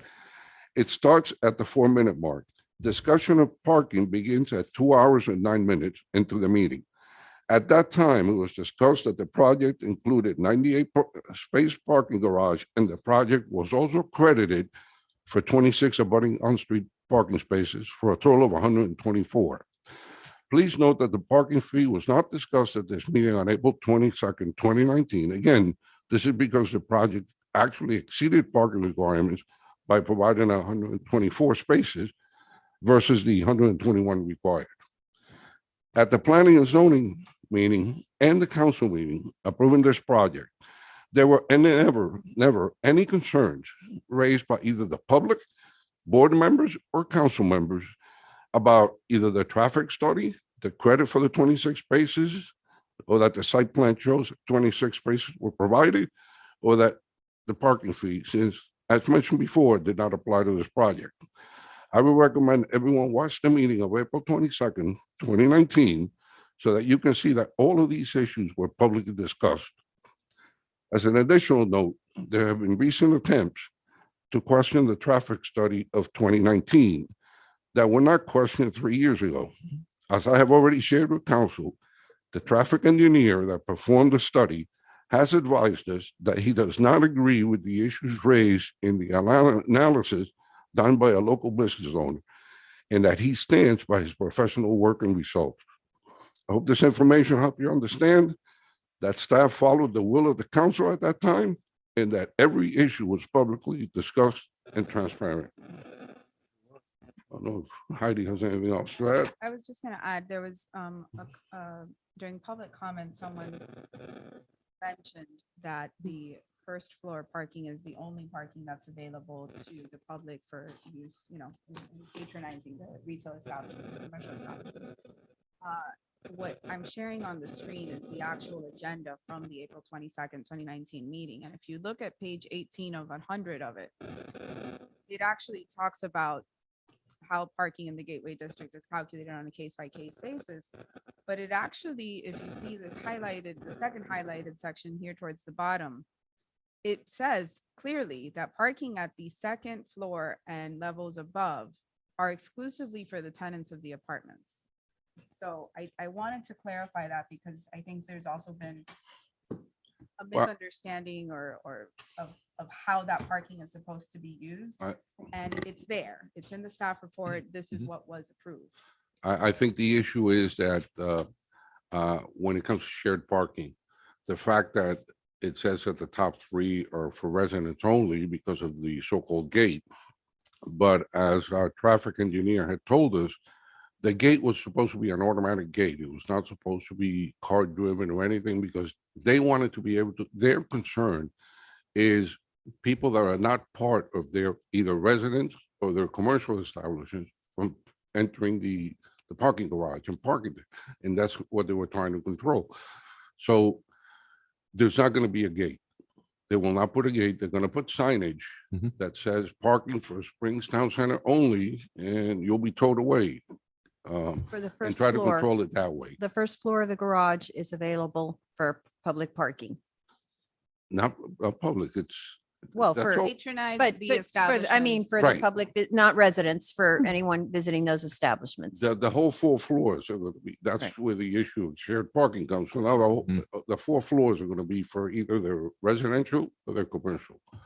And they're gonna look at it going forward as, you know, if you look at the planning and zoning board meetings, Rogelio Madan, who's the chief planner for the city of Miami Beach, what he mentioned was that we should wait till the building is occupied 70%, remember that? And then at 90%, and reevaluate the parking situation to see if any additional parking management steps can be taken to address that. But there's not going to be a gate. Thank you, Will. That's it. That explains it pretty well. And I think the our mistake, Councilman Farhat, that's why, you know, my rule has always been, if it's not on the agenda, we don't discuss it. Yeah. Because we need time as staff to get ready. Mhm. That meeting that night, we were supposed to set the parking fee. But it turned into, well, what happened at Springstown? And when 3 years pass, you know, a lot of things are lost in the, so that's why if we would have put an agenda item, explain to us what happened Mhm. with it, we would have been able to do all this research and present the information. But that night, we just started answering questions without going back and refreshing of what happened. And I think you might remember, William and Heidi, in the meeting that we had, in the individual meeting, I said, I'm becoming hesitant to pose questions, you know, that aren't, you know, because I don't want to put people on the spot to give me an answer. And I think I even mentioned, like, I'd rather not get an answer.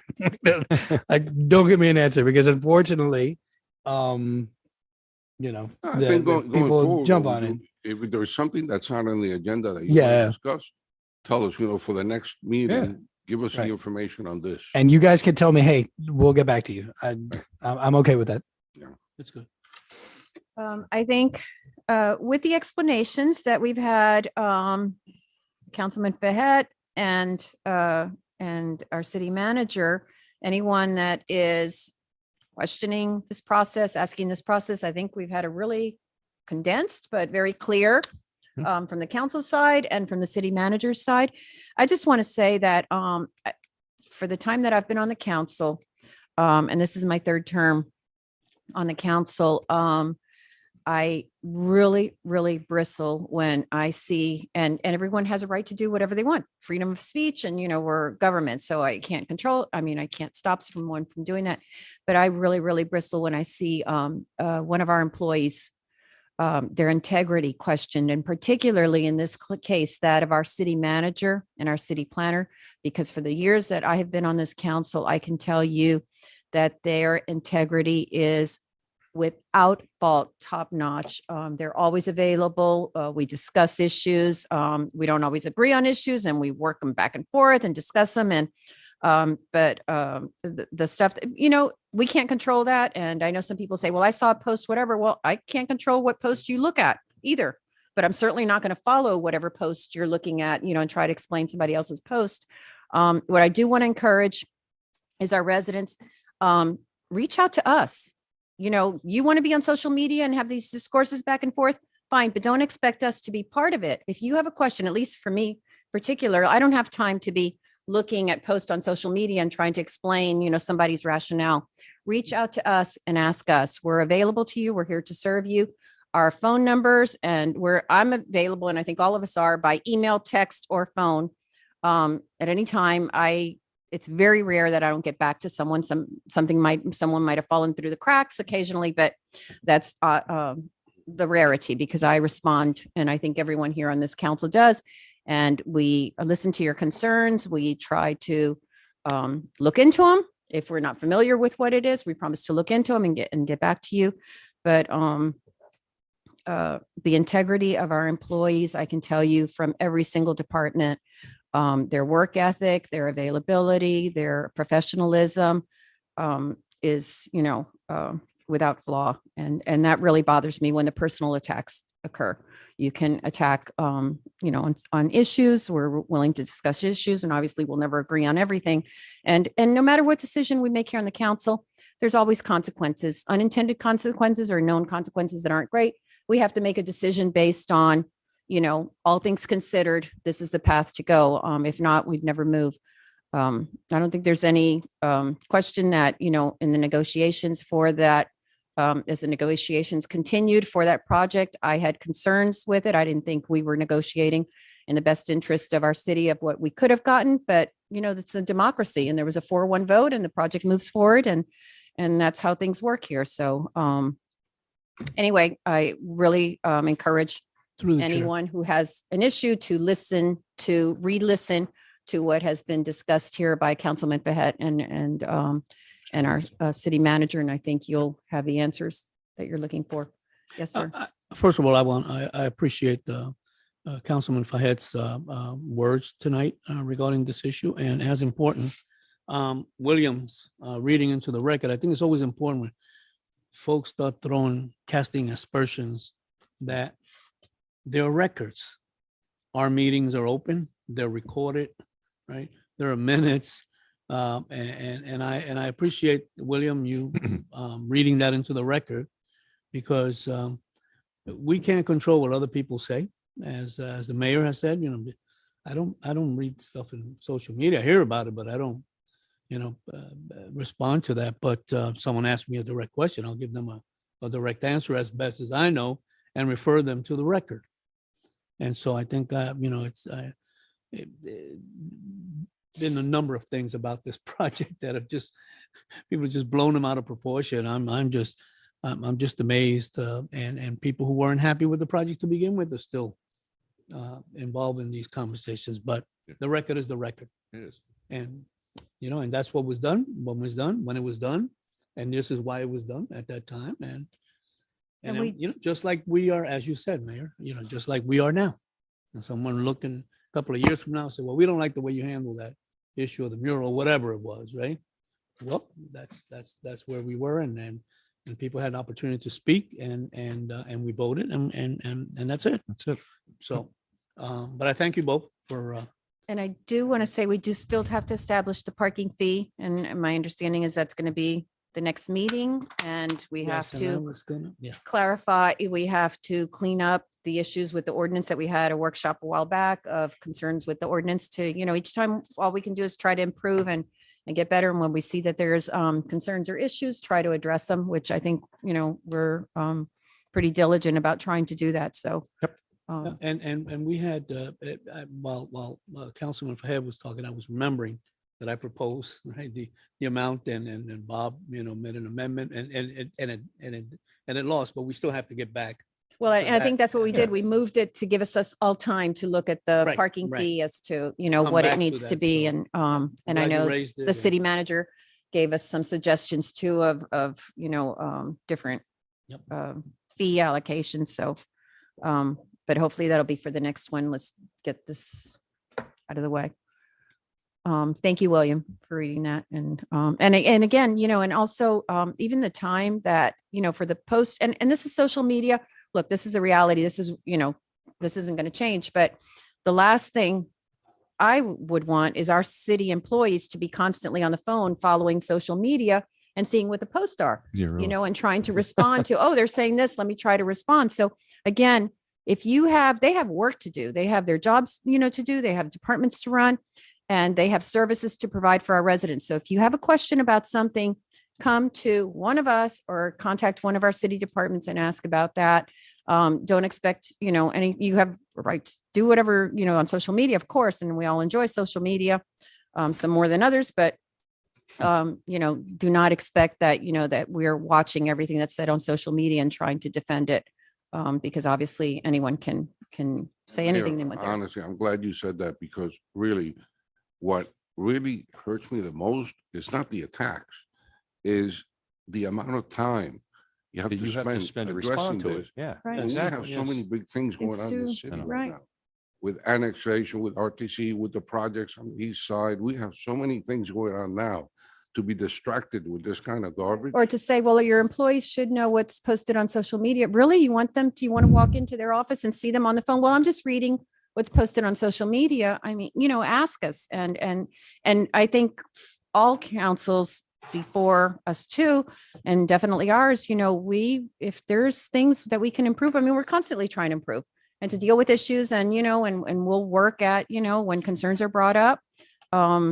This with the golf course is a perfect example, that residents came with an idea of something that, that seems, they would like to see in our city, just like so many other recreational activities and so many other things. And we address them and we try to, as best as we can come to a decision of how we can do something that benefits the city and topmost always is our residents and our quality of life.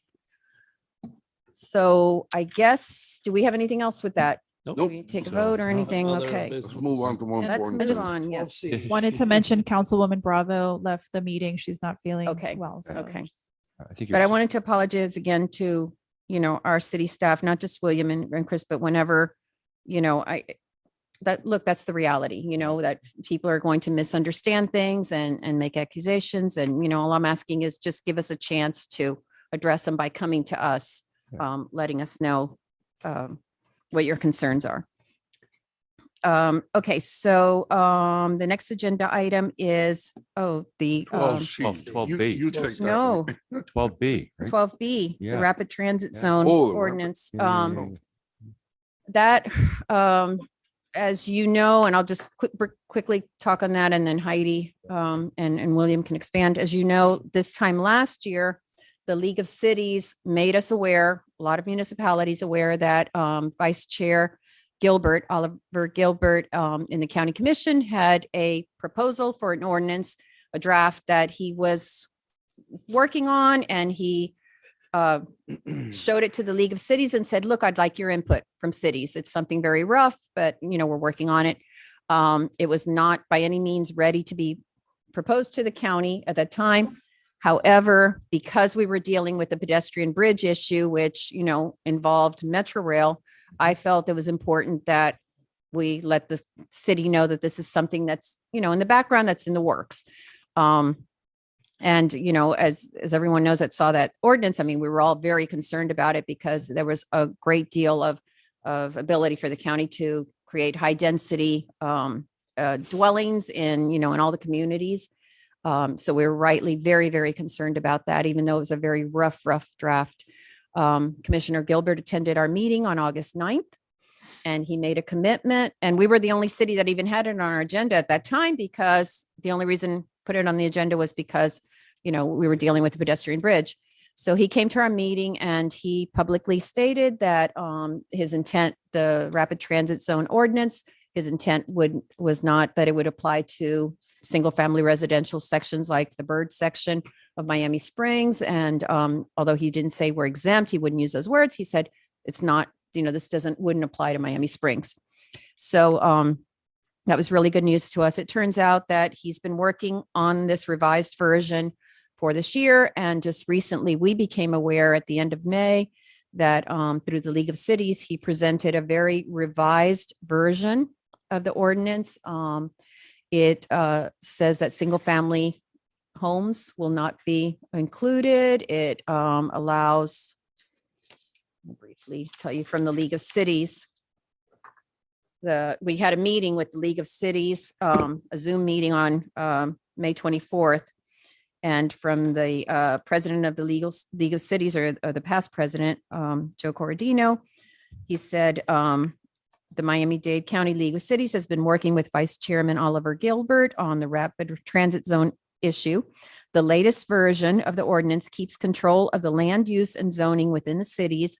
It allows cities to control the process with no appeals to the county. It allows cities to set their own areas and excludes single family and two family homes from the area. It does not ask cities to conform to density or height requirements, but it does ask cities that cities conform to floor area ratio requirements. And it asks cities to voluntarily develop their own rapid transit zone ordinances generally within 2 years. This is a very different ordinance than what was initially proposed. The League of Cities had a meeting just to let us know that this was there for us to review it. And they're planning to have another meeting where the cities will either show support for the ordinance, or you can vote, you know, the cities that we support it, that we don't support it, or that we're neutral. And I guess in the meantime, I just wanted to let everyone know that through our city attorneys and our city manager, you know, we've been working at trying to make sure that what's in this revised ordinance, you know, if there's anything that we need to clarify with to protect the city of Miami Springs, that we try to submit that and get that on the revised ordinance. There's no guarantee because this is countywide ordinance, but we're working very diligently at trying to make sure that what Commissioner Gilbert stated, that this would not apply to Miami Springs, that that's definitely what's in the final ordinance. And I spoke with him right before the first reading of this went to Miami-Dade County, June 1st this year. And he verbally told me by phone that that was the case, that it, you know, that it would not apply to Miami Springs. So. Through the chair. Yes, sir. Yeah, I just wanted to add that, you know, from the moment that Mr. Oliver came to us, I mean, I said that night, and appreciated his words, that the fact is that we have a serious transportation problem in this county. There's no question about that. All indications are that we're going to get about another 1 million people down here. We don't know where to put them, where they're going to live, where they're going to work. I mean, we got some issues. And I remember I made the observation about, you know, as a kid growing up in New York and in Philadelphia, where they have, you know, long, old transportation, but you can get anywhere in the city. You cannot do that in the county. And there's some real serious issues about that. Number one. Number two, we have some housing issues, right? We don't have enough space for all those people that are coming down here. And most of it is going to be down south because that's the only place to expand. So, you know, it's always important. And Joe Corradino has said this in different meetings of the you know, Miami-Dade County League of Cities, that we need to be forward looking, right? It's one thing to create that world-class city that the late Maurice Ferrer used to talk about. Yeah, we did it. And then, Yeah, no. what about the rest of the county with 2.7 million people? Imagine another million people down here. So these are very real issues to consider. But I think that they've come around to the idea that local cities and municipalities, if they want to think about it, raise some issues, see where they could, if they want to deal with this. And there's some cities down south that are doing this and looking at how they could build some density around some of the transportation hubs, which have been shown to work in terms of economics and connecting people to shopping and things of that nature. I think that's a good thing looking forward. The other thing, when we were at the meeting, we went for the annexation meeting, I'm going to talk about in just a minute. I went and sat into that open meeting they had, and if we continue just to build single family houses in Dade County, we ain't got much land to go. You know what I'm saying? So we have some issues that are grappled with, but we got 34 municipalities, right? We have their own jurisdictions and things. So it has to be worked out. It doesn't work for us, being part of that hub in terms of the birth rate does not work for us. But there are important issues to grapple with in terms of transportation and housing in this county. So I just wanted to add that to the mix. And I think, and Councilman Vasquez, you bring up the county's responsibility. Our responsibility is to protect our city and Yes. do the best, but not just protect it, to enhance it, to make it the best it can be, and the county's responsibility is to oversee all of these issues. And you can't have, almost 3 million residents complaining about, the gridlock on the roads and not expect them to do something. And this is how they're trying to resolve it, is to encourage people to use mass transit where possible. So, you can't complain about a problem and say government's not doing anything then about it, complain about the and solution. then complain about the solution too. It's like, okay. Yeah, and incentivize Right. the So transportation. to their end, they're trying to see that, but I guess I wanted to say that, the issues that we still have concerned with, and that's in this package, in this agenda package, the new version of the rapid transit zone is included in here, so anyone can look at it. You can see it's changed a great deal from what was presented last summer, or what was floated around, because it was never presented to the county commissioners. It was just kind of floated around. But our city attorneys and our city manager are working very diligently to prepare something to submit to the vice chair, of just trying to clarify, the issues that we think are really important for our city to ensure that we're protected from this. But definitely single family homes is off the map for in this proposed ordinance. Good. Is there something I just have to say, Mayor, you did a great job explaining the history of how we've gotten to a really, really different ordinance than how this first Yes. started. And we have to give credit also to Vice Chair Gilbert, because he's really made a big effort to include the cities in making this something that works, or at least that's obviously his goal.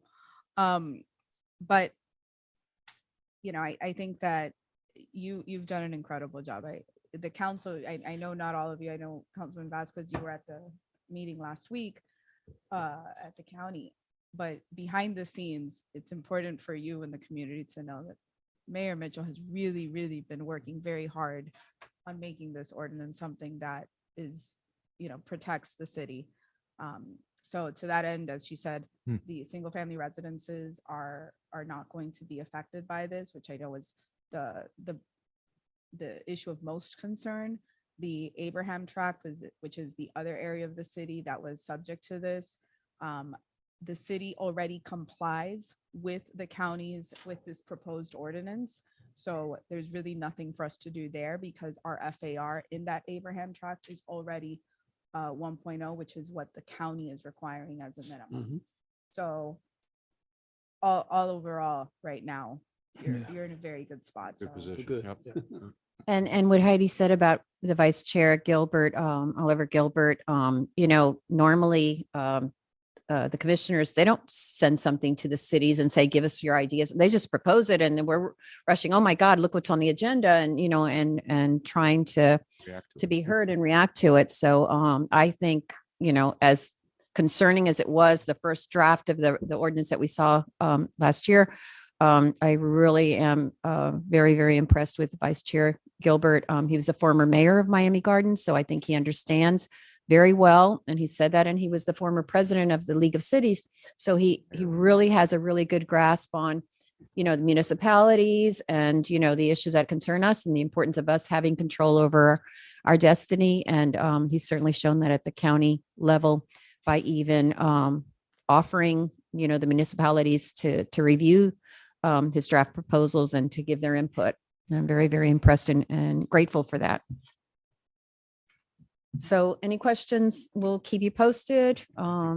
It's in the first reading in the county commission, and I think, It'll be going to second reading. July 7th possibly, or is that the annexation? No, that's the I think annexation. that's the annexation. annexation. I Okay. can't recall right now the date that the RTZ is coming back. Okay.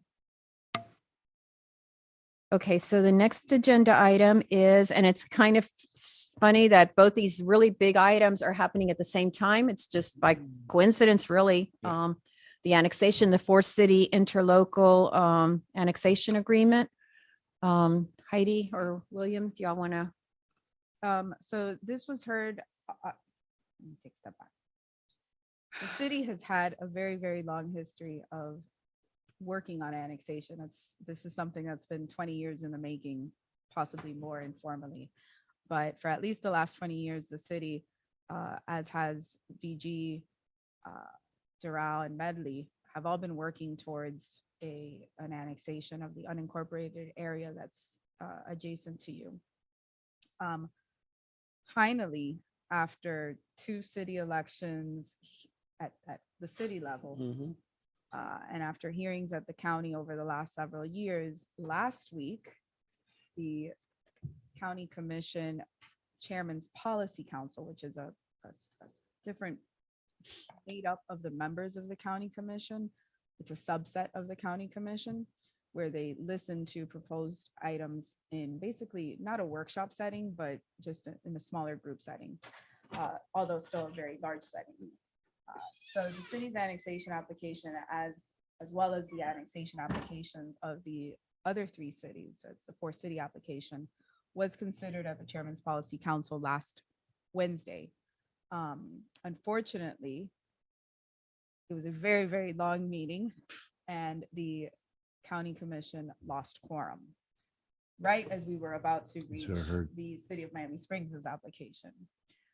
However, the good news is that Chairman Diaz has waived the city's application out of that committee, and the application will now be heard by the full Board of County Commissioners on Thursday, July 7th. So my partner, Chad Friedman, and I, the city manager, the chief of police, Mayor Mitchell, Councilman Vasquez, were all at the meeting last week. We will be at the meeting on July 7th. And hopefully on that date, the action that is supposed to take place by the Board of County Commissioners. I want to make clear to make sure that expectations are clear on what's actually happening that day, because this is a marathon, not a sprint, and there are several stops along the way. So the stop on July 7th is for the Board of County Commissioners to direct the county attorney to prepare an ordinance and interlocal agreement that would provide for the city's annexation. That interlocal agreement needs to be approved by both the Board of County Commissioners as well as you, the City Council. The interlocal agreement is not being approved on July 7th. The only thing that's happening on July 7th is having the Board of County Commissioners direct the county attorney to work on those things and bring it back for a hearing at the BCC. So we expect that once that happens, assuming that goes through on July 7th, the Board of County Commissioners has an August break, and this item will hopefully be heard in the fall. And we will be, our office and the manager's office will be working. We've already started working on the interlocal agreement at the request of the county. And we will continue to work with the county attorney's office, assuming they have that authority, over the summer. And we will be briefing all of you individually so that you understand all of the terms that will go into that. They are extensive. They are complex, to say the least. And so we'll go over those with you, probably either in person or our newest form of meetings on Zoom. I thought it was interesting what William sent us here not too long ago, the property values now versus what, 10 years ago, was it? William? Unbelievable. Yeah. And, you know, things Property. change over the years. So, you know, even though we had a referendum 4 years ago again from the community saying this is what they want, and, you know, we're pursuing it as the four-city interlocal agreement. And, you know, once that gets through, then we'll iron out anything that, you know, is come up in the meantime. But I got to tell you, this is really a long process. And to think that the county, my understanding is the county reached out to Miami Springs 20 years ago and said, hey, we've got these lands we want to get rid of. Are you interested? And, you know, and by the time the city says yes, and then 20 years later, but, you know, and one thing I want to, you know, stress with the annexation, one of the reasons I know for me personally that, you know, that annexation of that land is, you know, seems very desirable, is that, you know, that land is going to be annexed. If it's not, there's 4 cities right now. Somebody else is looking going to for it. take it if we So don't. if we don't take it, Medley's going to take it, or Doral, or even Virginia Gardens. I mean, it's going to be annexed. Do we want control of, you know, the whole area of land on our western border when we're such a small city, and also to allow us to have diversified, you know, diversity of businesses? There's no city in, you know, that can succeed and continue to grow and continue to provide for its residents if it doesn't have that diversification of businesses. And right now we don't have it. And if you think of any other city that you admire here in Miami-Dade County, you know, Coral Gables, anything else, it has a very big commercial component that helps make the city stronger. It's going to be certainly interesting relative to the commercial tax burden versus the residential. I mean, it's going to help. Well, and there's a lot of misinformation with that, because, you know, there's a lot of calculations, and they're using our higher millage rate with which, you know, our millage rate, you know, we expect it to go. That's probably going to be the down hardest thing that we have to considerably. do, right? I mean, figure out how to Yes. make that Yes. equitable to these businesses out there. Well, Step let at a me time. give you an And idea. one- The assessed value of that property, and the number I gave you was 21. I'm waiting for 22. Was 1.2 billion. Yeah. That's almost as much as our whole city. Right. And that is just commercial, 1.2 billion Yeah. that we're gonna pick up, Yeah, no residents, and no residents. no residents, no people. So, Was But that for all 4 cities? I remember that figures, was, you know, that people are was Commissioner calculating with our Modestine's. existing millage. I think that's rate. just our portion. It makes no That's our sense. area. It's such That's ours. the one I sent misinformation you. or misunderstanding, I guess I should say, There- of there- the there- process of misunderstanding of It's going to be the hardest. the reason. through the chair. Yes, sir. Yeah, so I, as you know, I was there, and we were there, I don't know, 3 hours or whatever. I was waiting for you to be able to give your testimony. 4 But hours, yeah, so 4 hours, yeah. 4 hours. I lost track. I was just, but there were a couple of things that I found interesting about that process. Number one, as I was waiting with Mikey to get our pass to get in, I happened to have 2 businessmen, father and son, standing in front of me. They saw my Miami Springs shirt, and they came at me in the sense that they were the father owns that strip mall that's when you're going towards the Palmetto, has the Wendy's and the Rinconcito rest. He's the developer, he owns that and all that. He was saying how, you know, and I could understand his point to a certain extent, that they never get, and I think the chairman talked about this from the dais, that we get votes, but the business people don't have generally a voice, you know, to be able to say, well, you know, this is going to impact us this way or that way. And a couple of people testified to that effect. So there are mixed conversations here. And then there's the question of the millage rate and bringing that down. It's one of the requirements of the county. So it's very interesting to see that dynamic These two gentlemen said, well, we didn't hear anything. We don't hear anything until it's about to be voted on. And this is how it's going to impact us in terms of our operation costs. There were a couple of people from I believe it was Medley, right? A couple of large businesses who were arguing about the impact on them if this happens in terms of their operating costs. So it's, there are a lot of nuances here and different perspectives. So it's going to be interesting to watch. I hope to be there on the 7th to catch as much of it as possible. But I know you were going to do a stellar job, Mayor, and I'm waiting for you You're to welcome to speak to. get your opportunity. Yeah, well, I may. You I may absolutely. actually may, I think because the more they well, hear Medley from was us. there. Little Medley was there in force. They had about 40 people with Right. T-shirts between employees Yeah. and then the other side, Spencer. some of the business people came up and they were talking against it. So the one guy was sitting behind me was really upset because he was telling the security folks that protect the dais that this lady should not be showing this T-shirt because it was up on the screen and it could be able And it whoever's was watching it could support see it. the annexation.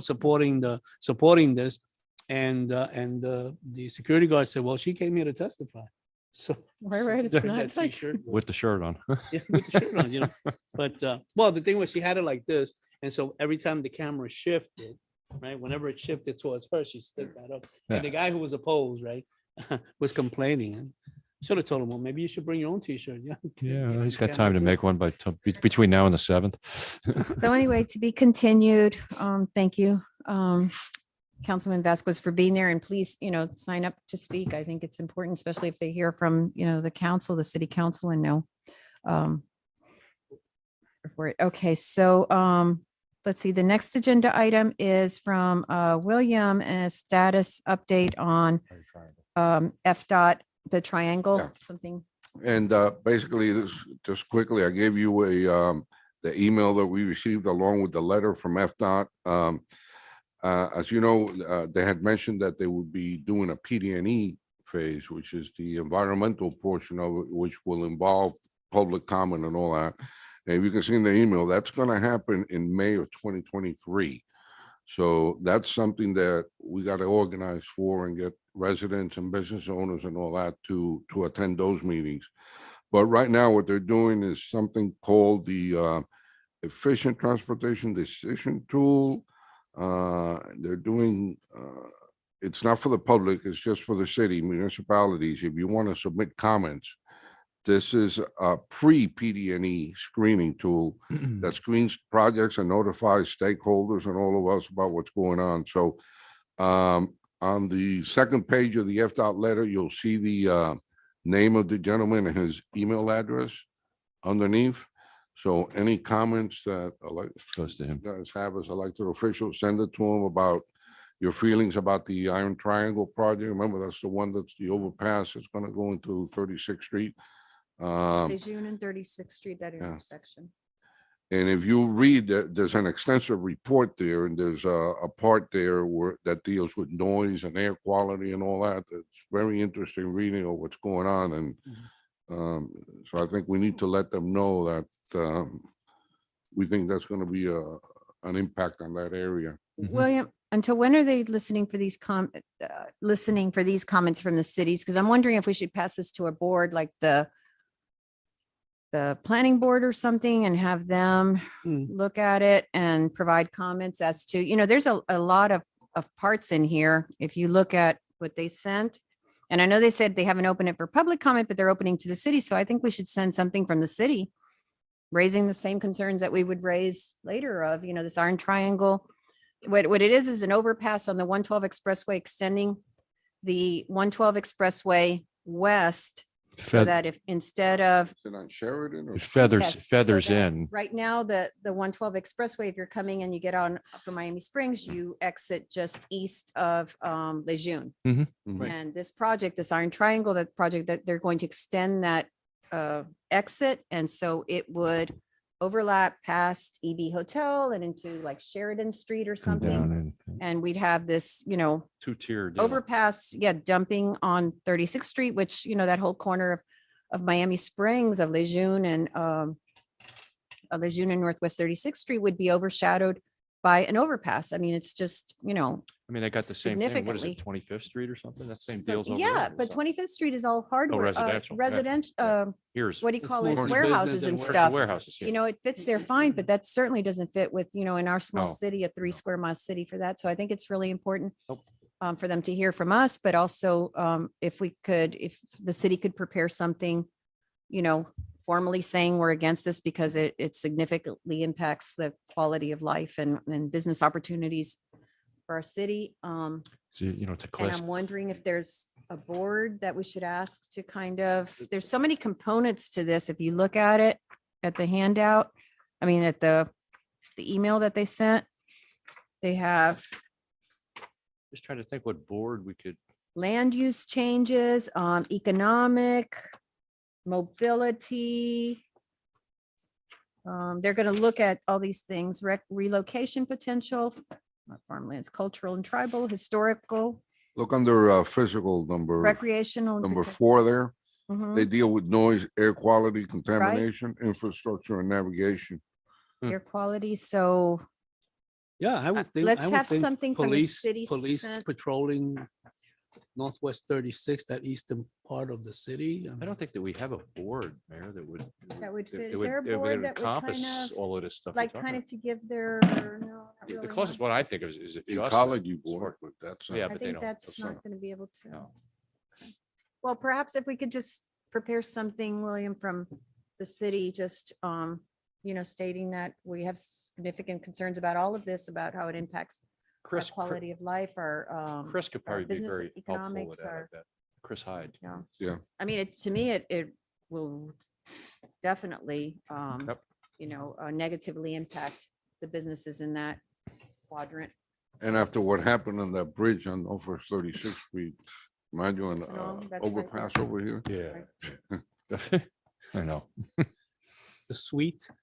Sweet. The I tell you, suites. So maybe just something from the city council that we can all sign with, Yeah, you know, putting those yeah. things in, let's submit that at least. And that, you know, this will negatively impact our city for a variety of reasons and list what they are. Mhm. I mean, we've had this discussion with them before, so they're not going to be surprised about that. But, okay, anything else on that? Okay, we've that's done it. the golf Appropriations, we carts, discuss, okay, I think, I think we're done. I think you got it all. I think you got it Yes. all. Boards and okay, you're sure? recommendations. I'm I'm not pretty missing sure you're. anything? I'm pretty Okay. sure. City attorney, Finito. There's nobody left. Just I Mike. just wanted to wish all the dads a happy Father's Day. Oh, Thank you. Oh, Coming up thank this you. Sunday. So happy Father's Day to you all. And to your thanks, husband. Heidi. okay, city manager. Couple of things, as I mentioned to you, the group that usually displays the flags on Curtis Median Saw that today. is going to do it again this year. They're going to be doing it Saturday morning. No signage this year, just flags. Also, I wanted to mention, we started our summer camp at the Recreation Center today. And one of the things we added this year that we haven't done in the past is we had a police officer there. And we're also gonna have a police officer accompanying them when they go on field trips. Because I don't know if you saw the news today in Texas, there was an armed man in a summer youth program and the police confronted him, they killed him. But he was armed and he was within that. So we had some parents express concern in the last couple of weeks about the summer camp program, so we decided to put a police officer there. I just wanted to remind everyone, we still have PCR testing. We have the vaccination site, which are open Monday and Fridays, as well as the flu shot. Sunday, June 19th, Father's Day, there's an event at the Aquatic Center from 12 to 6 p.m. MSNBG residents, fathers swim free with paid admission for a child. So you bring your kid pays, but you get in for free. I think dad still pays, but Yeah. the kid swims. Let's get real here. Yeah. And then June 22nd and June 29th, summer popsicle pop-up. Stop by the Aquatic Center parking lot for a free ice cream while supplies last. And I think that's That's it. The rest of it we can cover at the next meeting. William, That's quick it. question. What are the operating hours of the PCR testing at the rec center? Yeah, it's actually from Till 9 5. to, no, that's about, yeah, no, that's Monday through Saturday, 8 to 6. 8 to 6. Okay. The vaccination side is Monday to Friday is 9 to 4. They giving the second boosters? Yeah. Are they? Yeah. I gotta get mine, the second one. Okay, let's start with the vice. Oh, anything else, William? No, that's it. Okay, Vice Mayor, I'm exhausted. We did a lot today. Thank you, guys. a lot of different done. issues. Okay, Councilman Best. I don't have anything, Mayor. Thank you so No, much. okay. Keep it going. Come on. You had a fun family, high school A reunion. great 50th high school reunion. Wonderful. Mine is 2 years. It was really 52 years because Oh, my goodness. it was, but Never- yeah, it was, what a trip walking into that. Councilman Vasquez. Just one quick item on the flags, because I saw William's email about it.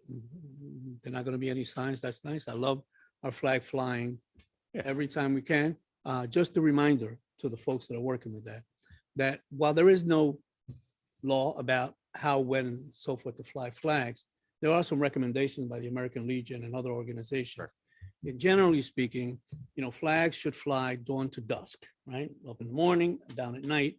But you can have flags flying at night as long as you have a light You know, on it. light on them, right? They gotta So be- they should not be in dark places is my only caveat to the folks. To just keep that in mind, that when you fly them, if they're gonna be there at night, it has to be somewhere where there's a light where We have you the- can see the flag. the- And that's just a recommendation, American Legion and other Oh, organizations. no, that's a good recommendation. As far as the lights that are along the bike path, Along the perhaps they could. Walking path there. And that's why I would- said that it, would because probably they should be- be, I don't remember exactly. I mean, I remember they were all up and down the Parkway, but Yeah. they should not be in a dark In a area. dark area. Just something You're to absolutely keep right. in mind, because you want people to see the flag. Right. That's really why Yep. it's done. Okay. Good point. And that's it, folks. All right, it. and I just want to give everyone a heads up. I know we'll discuss it next meeting, but the 4th of July activities in Miami Springs, we celebrate our nation's birthday better than anywhere in this country. So there's a lot of activities, starting with the Classic Car Show on Sunday night. And then Monday, the parade, the pool party, and the fireworks. So Looking everyone forward to it. start Yep. planning your 4th of July. Yep. Okay, with that, the meeting is adjourned. Happy Father's Day, Nice everyone. job, Mayor.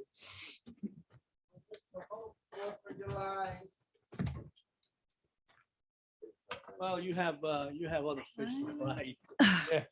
You're going on a trip.